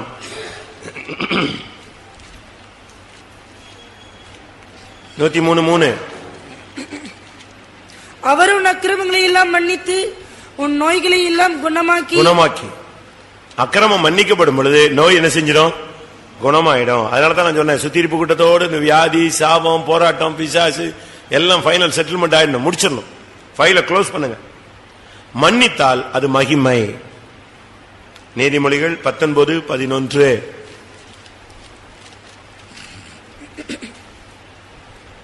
மனுஷனுக்கு விவேகம் அவன் கோபத்தை அடக்கும், குற்றத்தை மன்னிப்பது அவனுக்கு மகிமை. குற்றத்தை மன்னிப்பது மனுஷனுக்கு மகிமை. நீ மன்னிக்கணும். நீ ஒரு பரந்த மனப்பான்மையோடு இருக்கணும். எத்தனை பேர் அப்படி மன்னிக்கிறாங்க தெரியுமா? ஆச்சரியமா இருக்கு. என்னால மன்னிக்க முடியாத குற்றங்கள் எல்லாம் விசுவாசிகள் மன்னிக்கிறாங்க. பெரிய பெரிய ஆளுங்களால செய்ய முடியாத காரியங்கள்லாம் ஒரு சிலர் நினைச்சாங்க செய்யறாங்க. கொலை செய்தவனே நெஞ்சிடறாங்க, மன்னிச்சிடறாங்க. அப்போ எவ்வளவு ஒரு தெய்வீக தன்மை இருக்குன்னு பாருங்க, யோசிச்சு பாருங்க. கொலைகாரனை மன்னிச்சிடறாங்க, கொலைகாரனுடைய பிள்ளைகளை மன்னிச்சிடறாங்க.